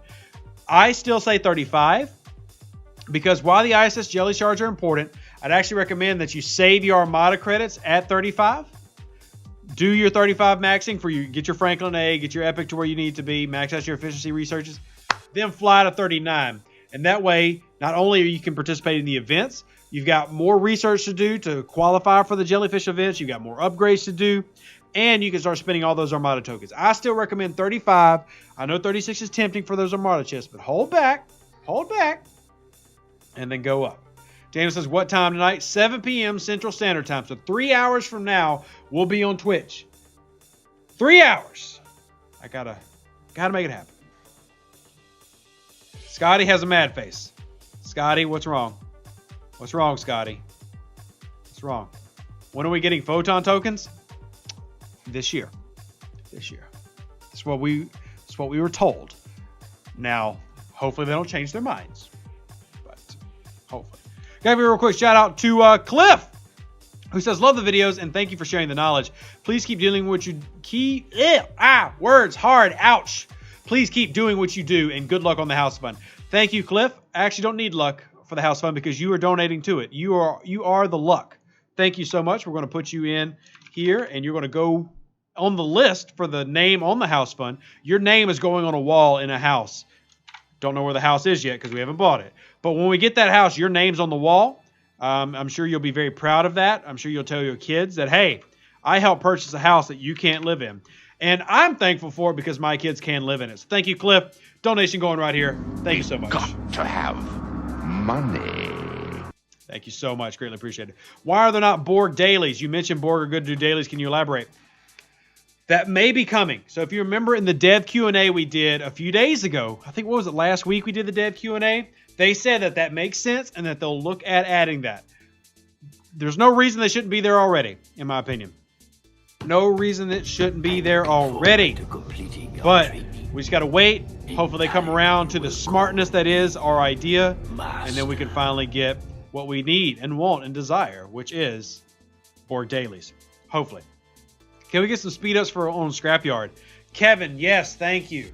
I hate having to wait for these stupid scrap times. Why? What's the point of making us wait? Once again, that is great feedback, something that we can push along to them. Any idea if the Vidar blueprint will be available? So Martin, it is available every Saturday during Cosmic Cleanup. So tomorrow, when the Cosmic Cleanup event starts, you should be able to get more Vidar blueprints. And at the end of every large arc, so like the Next Generation, we know that it has at least 5. So in the 5th month, there should be a massive event store that you should get the Vidar in. So work on that. Work on that. Stuart, thanks for hanging out, buddy. Hope you enjoyed yourself. And we'll catch you on the next one, man. Thanks for hanging out. Still waiting for Intro Alliance trading. Hey, you, me, and everybody else for 3 years. Deviant says, is the benefit of the Katinga worth the resources if you're about to 1 billion lock and to have a cheaper G4 battleship? I mean, the Katinga is my favorite of the 3. I mean, the Valdor is probably the easiest to grind for because of the Jelly Brawl and the Parabellum event. But my favorite is definitely the Katinga, and that's the one I'm going for. So I would say yes, not just because I want it, because I really do think it's a good ship. So, Ice says, I've never pulled on the rare chest. I've just been saving them. Intend to only do it once you're over level 36. That is some extreme saving. Congratulations for having that level of patience. John says, what does a Photon token do? I feel like I should know that by this point. So, because we've only got a few minutes, I don't want to explain. However, if one of the moderators can post the Photon token link, it's a video I did in January, John. It explains what Photon tokens are, how they work, and why they're so beneficial to the entire community. I did a video back in January about it, and I'm only not answering you because I want to get to questions before we wrap up the stream. Okay, what else do we have in the questions? Is it possible to target getting a specific officer shard? Only in transporter patterns. So once you unlock transporter patterns by maxing out a rare epic officer, then you can target these. But other than that, no, there's not a way to specifically target what you're getting in terms of a normal premium pull or an ultra pull. There's not a way to do that. All right, I'm sorry, getting messages here. Shout out once again to Cliff and Thomas, everybody who's donated to the PayPal. If y'all would like to get your name on the house and help support the house fund, support the channel, hit up the PayPal link. Not required, but appreciated. Any Wharf info yet? I don't have any, Thomas. All I know is that he's a rare officer. That's all I got for you. I don't know his ability. I'm assuming, like many people, that he's going to be an anti-Romulan Armada officer, but don't know for sure. Let's see. We get asked by Iskandar, is the Saladin a must? I don't think it's a must. Is it very, very good? Yes.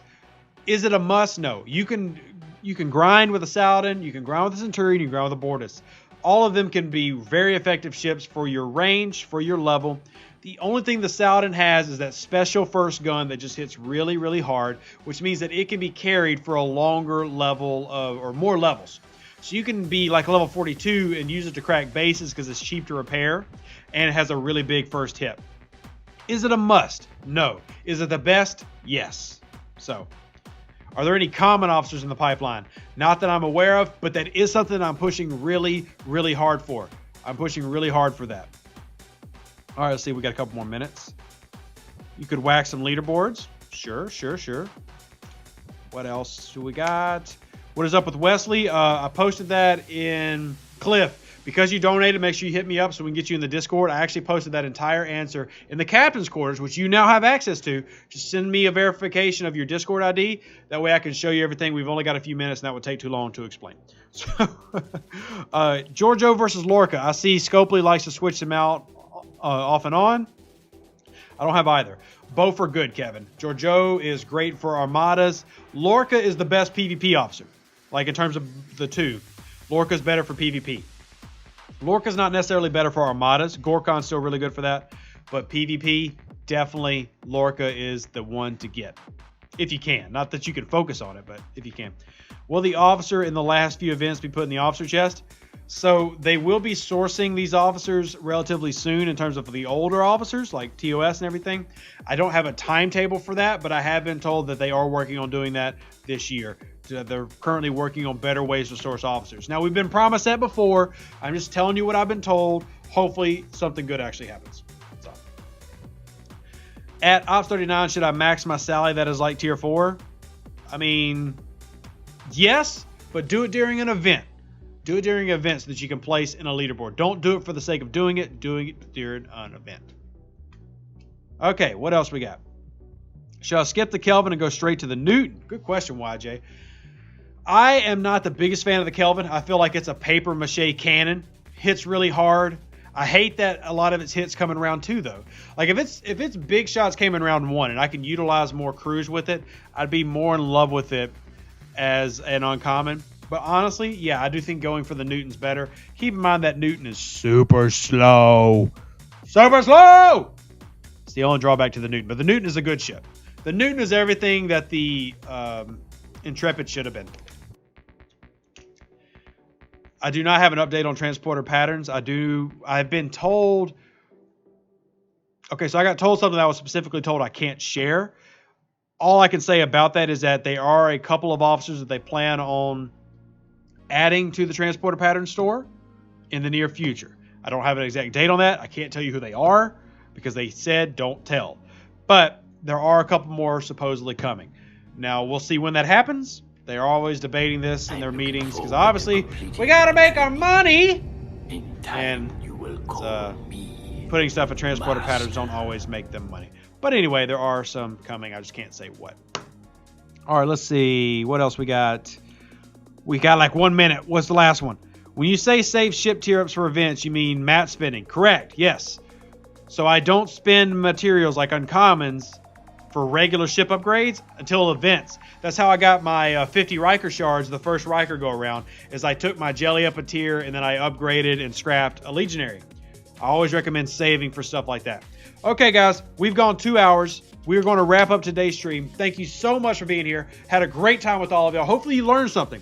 If you did, well, come follow again. Please hit the like button on your way out. Follow the channel if you haven't already. Please join the Discord if you haven't already so that we can talk more and learn more. Also, before you leave, I would love to come do a town hall for your Discord server. If you're on server 57 and you want me to come talk with everybody, if you're on server 65 and you want me to come talk with everybody, invite me. I'd love to come hang out with y'all, help y'all with the game, do anything that I can to make your gaming experience more enjoyable. Y'all are awesome. Live long and prosper. Stay safe for the Space Cowboys. I will catch you on the next one. Deuces. This is Deuces, and that's me. Whew, my voice got to rest before